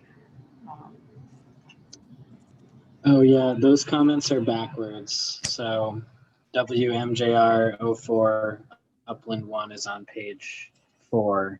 Or no, it is on page 6. It is on Yeah, page no, 6. it's there. No, I was Looking at on the wrong page. I'm sorry. So we're talking about this upland plot that's very close to flag 218 on page 4. I see. Because the other upland flags that were referenced were pretty much all inside the wetland already with the adjustments. So yeah. So it was really only 2 that remain outside of the wetland. And I don't know if that was a limitation of the equipment. I do recall standing out in the field with Matt and discussing these areas. It was I was surprised to see them being reflected on the maps outside of the boundary. Mm-hmm. So the forms for these data points show that you were in a wetland for 4 and 7. 7. Yes, for those specific lots. Yeah, yeah, Those ones. it's 4 and 7, and in some of the wetlands, these are upland 1 plots. There are other plots that are called upland 2. So yeah, we reviewed the data on all the forms, and these were the, there are 2 remaining plots that demonstrate the presence of a wetland, but are not shown in the wetland. Emily, what is this Miriam, what is the DP guidelines for how deep the soil investigation should be? So it really depends on the specific hydric soil indicator that you're looking for and the characteristics that you're seeing within the upper 12 inches. So there are instances where you can have what we call a deep, dark, what do I want to say, surface layer or a deep, dark, organic horizon. And you're not, well, I shouldn't say organic horizon because that would be another set of indicators. Let's stick with the mineral soils. So you can have a deep, dark mineral soil that's 12 inches deep. You would have to dig deeper to see what it was overlaying and the characteristics of that subsoil to ascertain whether or not it was an upland or a wetland. I see. But in this case, you were concerned because one of them was 5 inches. Well, in this particular, yeah. So in my opinion, the soils were inconclusive in these areas, but the vegetation data was showing the presence of a wetland plant community.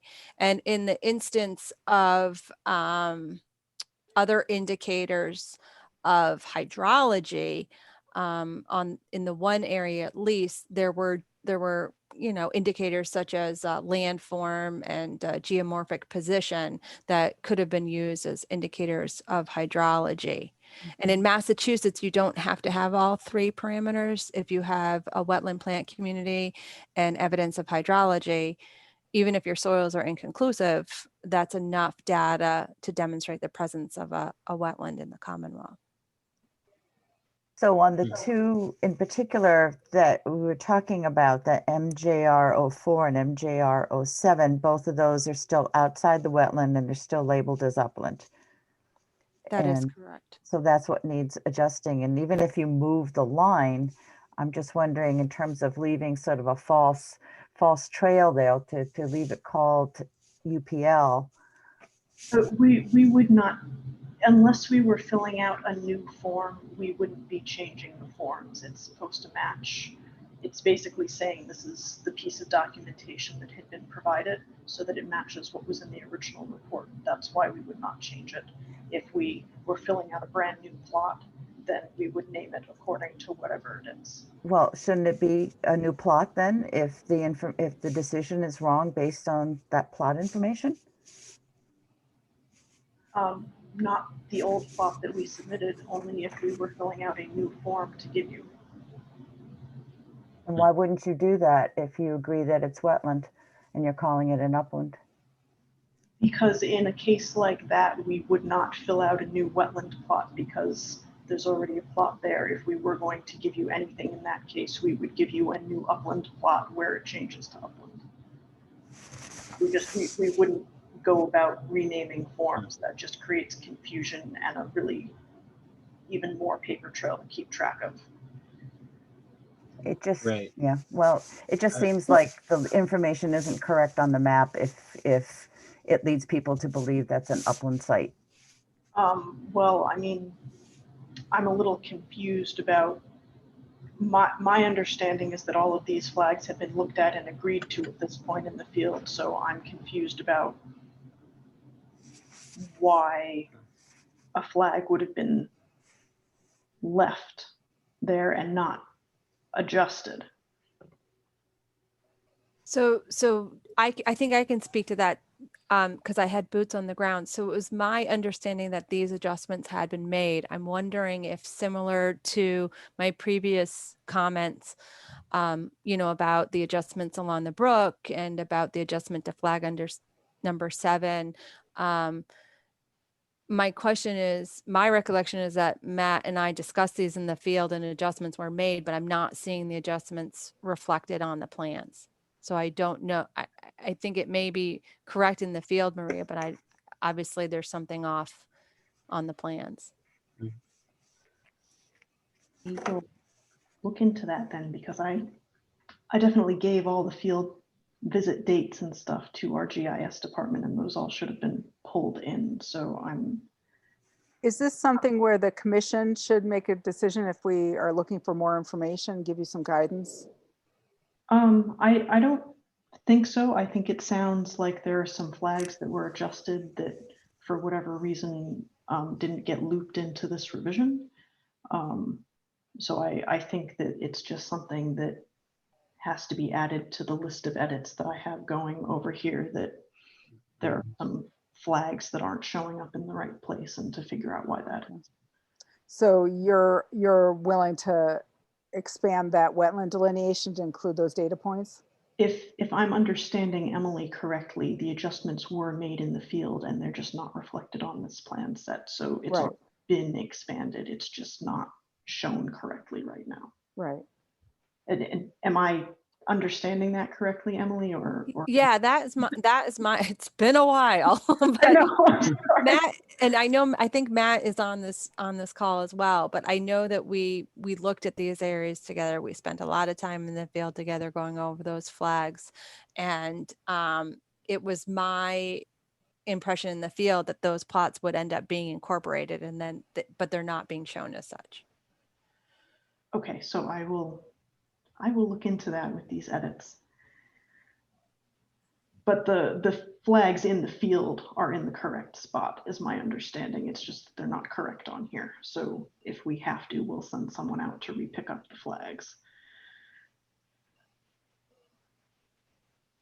Okay. Yeah. I think I would definitely want to see that on the plan before approving it. Do we need to confirm that the flags were accurately put in the right place, since there's this discrepancy on the mapping? I think it sounds like Emily and Matt already made the corrections in the field. It's a question of whether or not the GPS data was collected, or if maybe it got forgotten because there were so many other edits that went on. Maybe they just forgot to pick up the flags. They being Matt. Does Matt want to weigh in on this? I don't know if Matt's still there. Not. Oh, sorry.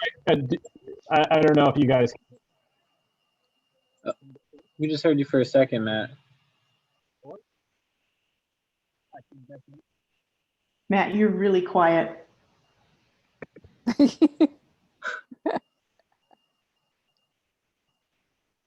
Huh. Oh. Well. I mean, it does happen. Sometimes we get caught up in stuff and a flag does get missed here or there. So this is something that can be corrected, but my understanding is that everyone had been satisfied with where things had been moved to in the field. So. Okay. So yeah, it's just a matter of checking on where the error is.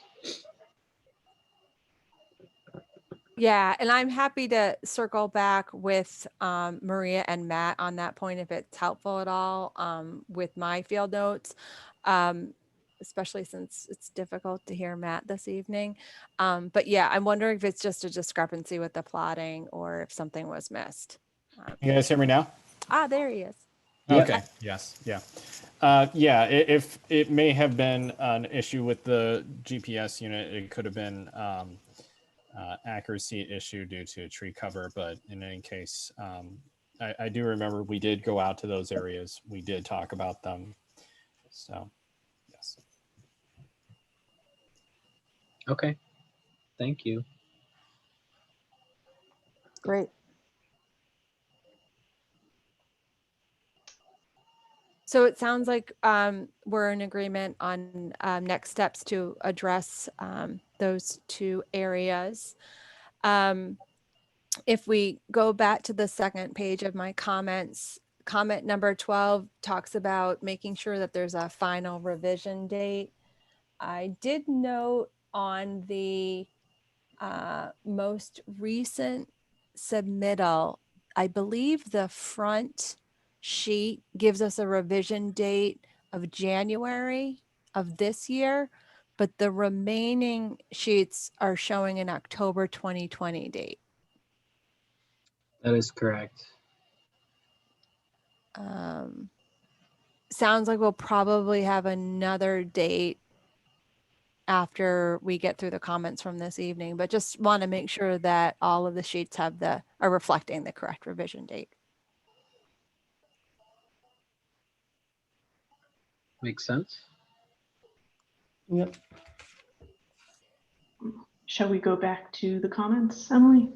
Yes. Yeah. So that was comment 12. I believe comment 13, the plans were updated to reflect the delineation dates. Originally, they were just depicting the dates of the original delineation, but Matt had put in a lot of good work, so we wanted to make sure we had those dates reflected as well.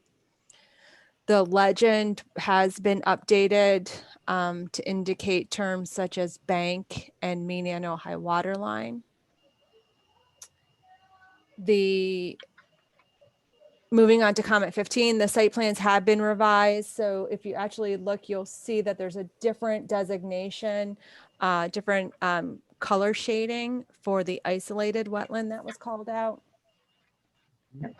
In my opinion, that is helpful because Shutesbury has a bylaw which protects those isolated wetlands. And so it helps provide clarity as far as what resource areas are jurisdictional under our Massachusetts Wetlands Protection Act and which ones are specific to the bylaw.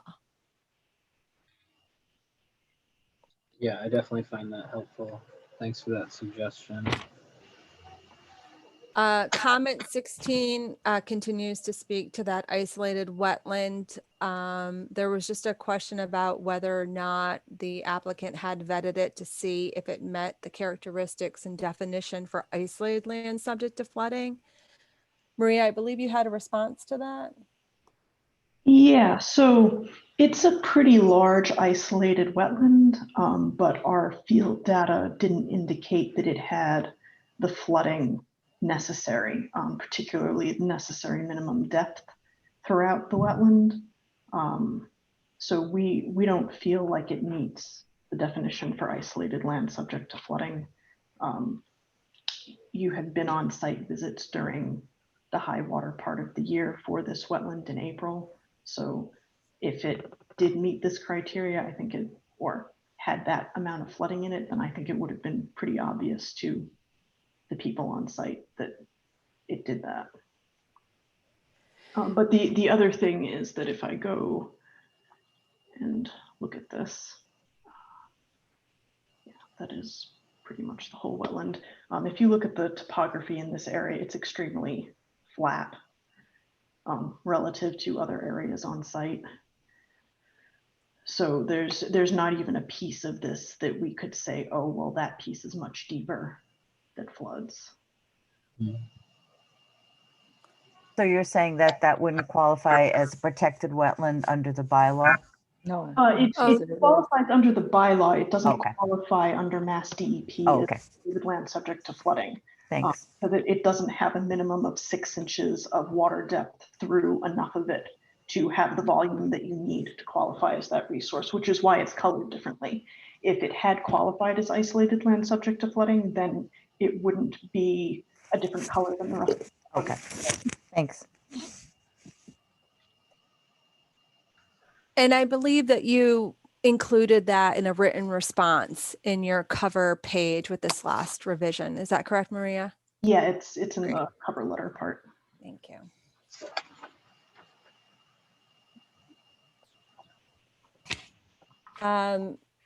17 is going to sort of delve into a little bit just that, again, making sure that we're being clear on the site plans. And then Tessa also with the ORAD as far as what's being approved under the town of Shutesbury bylaw specifically. And we were fortunate to have Mark with us a hearing or two ago when we were going through that concept. So I'm sure you've already done it, Tessa, but I think you have sort of a boilerplate to start off of with Pratt West, because Mark helped us with some language on that ORAD. Do you remember that?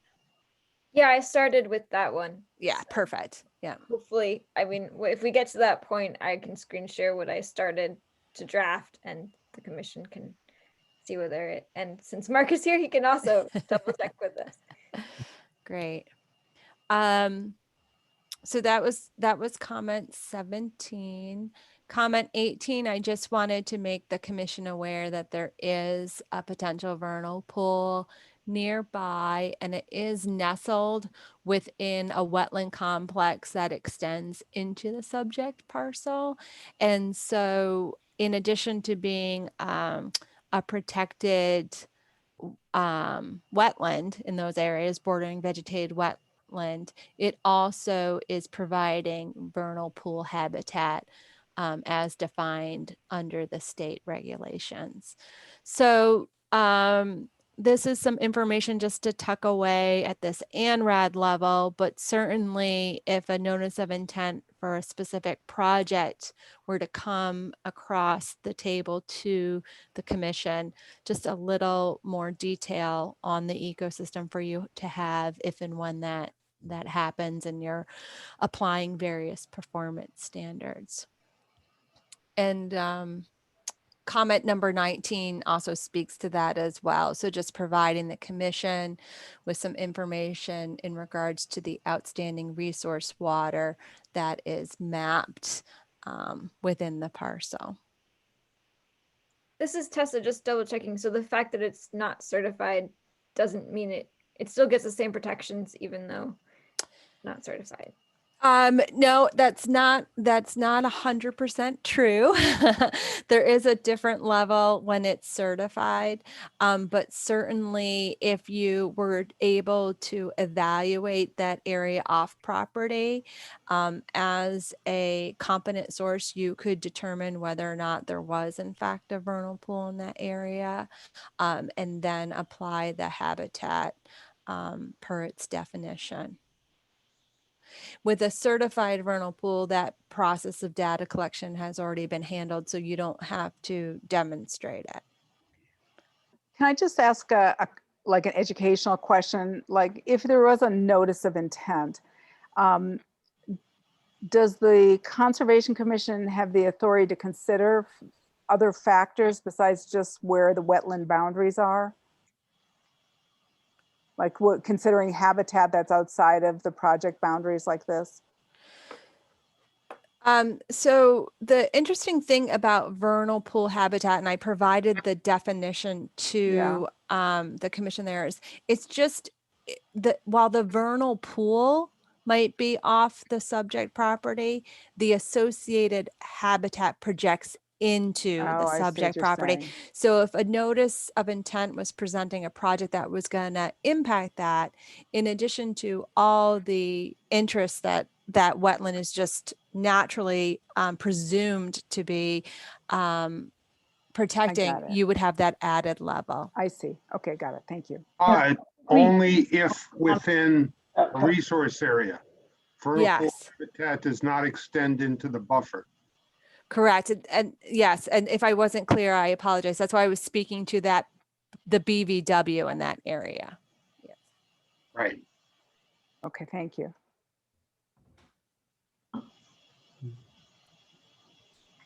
But yeah, it's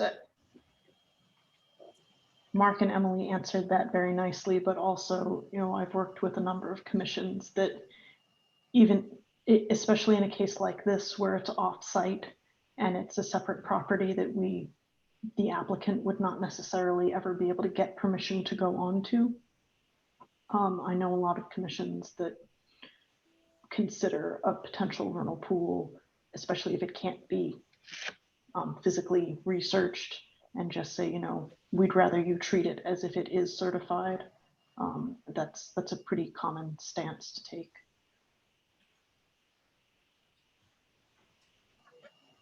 And so the bordering that there's bordering vegetated wetland around a vernal pool if it's potential or certified. Is that what you're saying? So yeah, so in this instance, the bordering vegetated wetland that's delineated within the subject area is part of a larger wetland complex that extends off of the property and encapsulates a potential vernal pool. Okay.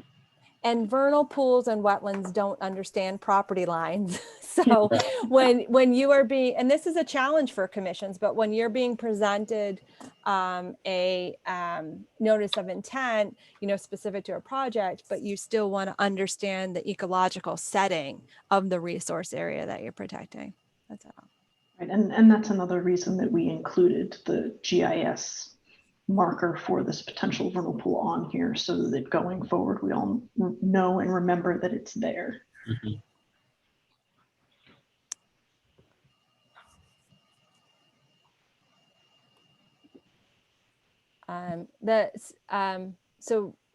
So along those same lines, you know, we just touched base on the vernal pool habitat. The commission should just be aware again of that outstanding resource water, the public water supply associated with Atkins Reservoir, if and when this gets to a project stage. And comment 20 just speaks to the use of the handheld GPS data, which we've already spoken about on the other two sites. But just for consistency, we wanted to make sure that that we included that comment as well as a standalone for this site. And then I already had skipped ahead to discuss the culvert that I had observed when Robin and Matt and I were out in the field, and that was comment number 21. And then 22 is a comment that should look familiar to the commission. We've discussed this for other sites. If you look at the plans, there are some new transects that were established in the field. I believe these were primarily for the isolated wetland and also the wetland in the southeast corner. This was a newly delineated wetland area, highly impacted by past timber harvests, and just letting the commission know that the map indicates that data was collected, but new data forms have not been submitted to the commission at this time. Right, and based on our past conversations in similar situations, the consensus had been that if it's a brand new wetland complex, like MJR8 and MJR9 on these plans, that you would prefer to have those forms for your records. So I will add that to my list of things to provide with the other edits to these plans. But we had discussed that when it's a wetland that we had already documented, especially when the whole wetland has been ground to truth, rather than, you know, here's a snapshot to start with of how we made this decision, that those don't need new plots. It's just the completely new pieces of the complex that do. That is my recollection from past discussion with the commission at other hearings. So for example, for Pratt West, we had some changes, but they were part of the original wetland ecosystem that had already been documented. But with Pratt East, you may recall there was a isolated wetland that ended up getting delineated through the review process. And I believe at that time it was Penny who was fairly articulate about wanting to have that data in the file, because without it, there wasn't a detailed documentation. And Miriam, to your point earlier this evening, this is maybe another good working policy for the commission moving forward with ANRAD reviews, and you know, maybe just some guidance to applicants that if there is a newly delineated, newly identified area, that the commission would want to see those data forms. Liam, should we make a motion around that? Or how should Probably we not address within that? this public hearing. But I think that might be worthwhile just for the record. That and the other decision about wanting flagging refreshed. Right. Yeah, I'm thinking maybe we should have that as an agenda item to discuss and then come to a consensus and then vote on it. Does that sound good?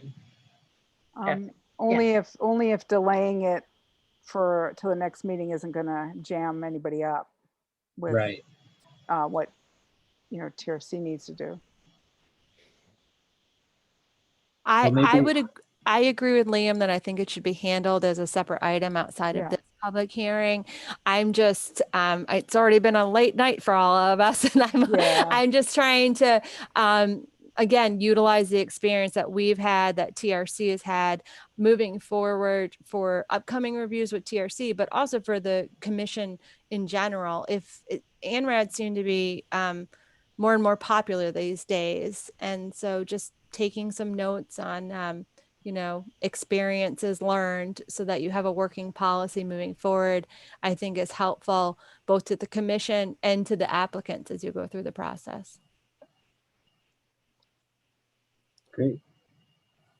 Yeah, I think we should definitely discuss it a little bit more and just maybe keep a running document of some of the things that we want as a running policy for new ANRADs. So that's all the comments from the original letter, correct? Yep. Yes. Nice. So it does sound like there are a few edits to make. So, I mean, we need to continue. My hope is that you have room on your next agenda so that we can kind of get this wrapped up. I think that in many ways we made the vast majority of the edits that needed to be made. So it should hopefully not take a lot of time at the next meeting. Yeah, I think if there's time, Tessa, at the next meeting, I would venture to guess that we've talked about the vast majority of what we need to talk about. So the ANRAD for Leverett West is at 8 p.m. on March 11th, but at this point there are no other hearings. Except we just added, That's Pratt South, right? That's what we just added. Leverett West, we just continued to April earlier. April, yeah, no, so the second meeting in March, but what did we say about the lot? We talked about 7:30 on March 25th for the lot 151 ANRAD? That's what I just want to double check. Yes. Talking about 25th. Yes. Okay. And so we have a Pratt South hearing scheduled for the 11th of March. Yes. Is that right? At 8? My assumption is that that's going to get continued unless the snow miraculously melts. Okay. My assumption is that's going to be continued. Yeah, it's looking quite cold the next week, and more snow seems to be on the way. Yeah. So we did this for another meeting where we made the continued meeting be like 15 minutes before another one that we were assuming was going to be continued anyway. If you're all comfortable with that. So we should do this meeting after Pratt South, right? Like 8:15. If you don't have anything else on the agenda, Liam, I think you could do it before Pratt South. Okay. Yeah, you're probably right. Tessa, do we have anything else on the agenda? No. Want to do 7:15 just to be safe? Sure. If that works for everyone. Sure.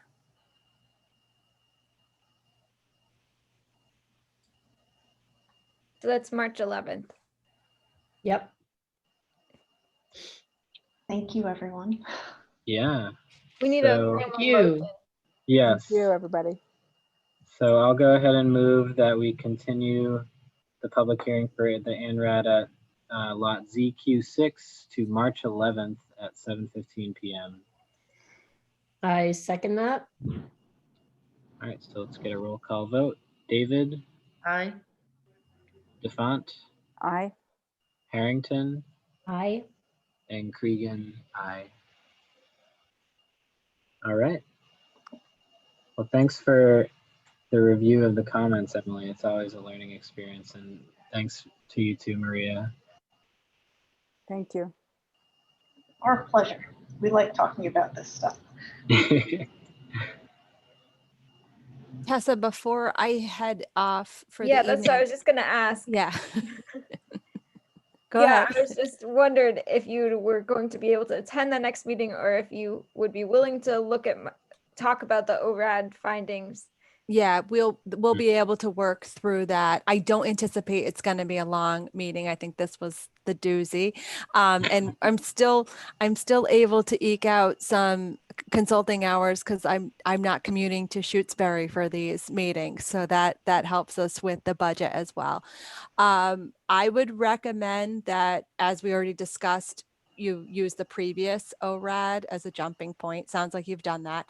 And at any time that you want to send a draft to me, I'll take a peek at it and we can make sure we're in good shape for the meeting on the 11th, because I anticipate that Maria will make sure that the final plans are ready for a final vote.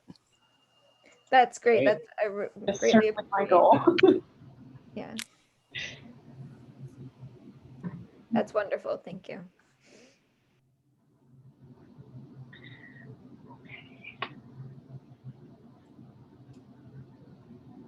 If the hearing has been continued, can we not accept public comment questions at this point?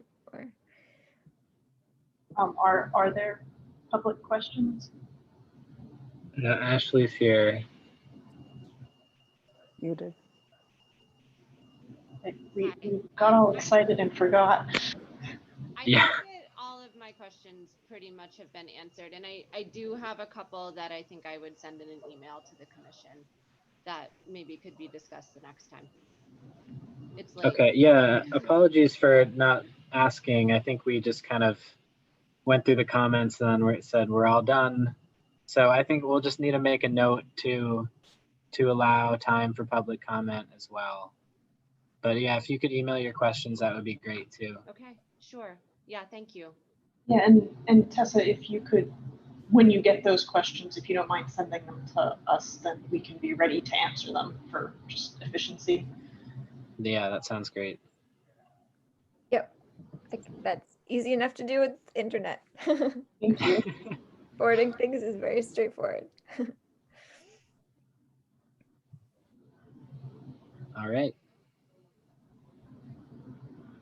Do we need to discuss anything else in relation to this application before we move on?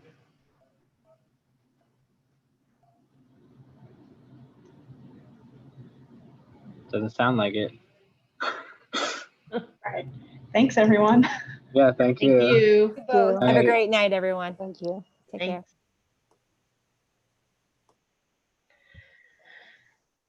Okay, so as far as I can see, we got through everything on the agenda. Yes. It's I would impressive. agree. Aside from site visits to schedule, but I'm not sure if there are any. Yeah, it was on there. I mean, just as a placeholder in case something came up before the meeting. And then also because I was considering whether we were going to go check the Southbrook flagged potential mountain bike trail, but that's not going to happen. And you, Liam, said that you would reach out back to Phil Parker and tell him that. Yes, so I will add that to my list of things to do. But yeah, there is a meeting on Monday. So, and the agenda will look similar to this because I wasn't sure how much we would get through. So there's items that I posted on the agenda that we got through tonight, but because I had to set the agenda before this meeting happened, because it has to be 48 hours in advance, I just wanted to put everything on there. So we can, luckily it'll be a lot quicker. But the next meeting, will we talk about these other two handouts 3 projects. for the Baker Road? These No. emails that came in on February 6th and February 8th, that we'll do that at the we'll talk about those at the next public hearing. Oh, the hydrologic analysis email. Yeah, and the other one. Oh, I don't know if I have, do I have that? When did that It come? was sent with the materials for yes. this meeting, I think. And There's that so was, much stuff. yeah, public comment that needs to happen. Yeah, so we'll just, I think I'm glad that this got continued for that, so we can read into the record that Robert E. Selesky sent us this report, and we can answer Okay, right. Ashley's questions, and then we can hopefully issue the ORAD if everything looks good. Yeah. Can we, since we were talking, Liam, about scheduling a discussion about those 2 items that Emily was bringing up, can we put that on the agenda or add it in as, Yes. Yeah. I mean, I know Yeah. it's too late to post, but we can still, It's an item not anticipated by the commission. right. That'd be great. Yeah, so and meeting more is great in a lot of ways because we get things done. You know, one thing I wanted to say to all of you, the commission, is that because I'm not able to do site visits right now, if there are some administrative tasks, I was thinking about that list that I could help with. I'm happy to do some stuff that's more, you know, computer-based as opposed to going out in the field, because I'm not able to do that right now. So Maybe like checking the chapter 61 plans. I don't know how often you get them in, but that's something that just you sort of review, look at the natural heritage maps, and I don't know what else, something like that. That's the forest cutting plans, Yeah. Janice. Yeah. I mean, I don't know how, maybe you don't get enough that it's going to be an issue anyway. I think we've gotten 2 since I've been on the commission. Oh, okay. Not too much then. well, Yeah. I think we could think about what would be the most helpful, but Yeah, I think going forward it would be maintaining the website, but I think that's kind of a TBD thing right now. yeah. Oh, yeah. Well, I'm happy to help with that. Certainly, if that would be easier for you, Tessa, I could take it on. Yeah, I mean, so that I was gonna, I mean, it's not officially on the agenda, but because it's come up, I was gonna, unanticipated business, I did want to give the commission an update on the website. Yeah. I mean, I can do it now if you want. I don't know if you want to, Well, if probably people are not tired. burnt and don't and just want to leave, but It's probably late. I don't know. yeah, right. So that's why I was thinking that, I'm hoping, so my plan is to have the projects on the website before Monday. It's kind of, well, yeah, I mean, I guess this is probably more of a question for Becky because it's town finances, but this hasn't come up so far. The 19 hours has been sufficient, but I'm actually over hours. Basically at hours as of now, and there are important pending projects like the website. So Right. I don't And other stuff. yeah. Well, if you could think about it, if maybe we can have a discussion later, but if there's something I could do that would help you, I'd be happy to take something on. So Okay. Well, thank you. figure it out. Yeah, I definitely think there hopefully will be some time on the next meeting, and that is on the agenda officially because I kept up. commission rules is on there. So, and then, but of course it could have been added as unanticipated business. Yeah, this is a lot between the planning board and this. I mean, and with these solar projects coming up, this can be a lot for you with the planning board. So The planning board is considering, I'm thinking, luckily, I mean, they haven't moved to do it, but they have been thinking that they might need to hire a consultant as a project manager. as a project manager, yeah, that would probably take a big load off of you. Because with planning board, if deadlines get missed, it's an automatic approval. Right. So that's high stakes. Yep. Yeah. Okay. So yeah, I guess we can just talk more on Monday about some of these topics. Hopefully there's more time to do so. Yep. All right, anyone want to make a motion to close the meeting? I make a motion that we close the meeting tonight. Second, All right, roll call. Defont, Yes. David, Yep. Harrington, Aye. Cregan, aye. All right. Thank you very much, everyone. Thank you, everybody. Night. Night. See you Thank you, Monday. guys. Get through it. Yes. Did President's- everyone get a chance to pick up their packets? Not yet. Okay, I'll see if I can get my husband to do it tomorrow. because that has the printed documents for the 3 projects that I. Okay. Um, Yeah. The other 3 of We us all got have them them. yesterday. Okay. I'll try to get it tomorrow. I can't drive, but I mean, see if I can get everything them. should be. I have the email. I'll be emailing it out too. But Okay. All right. All Thanks. right. Thanks. thank Good you. night, everyone. Good night.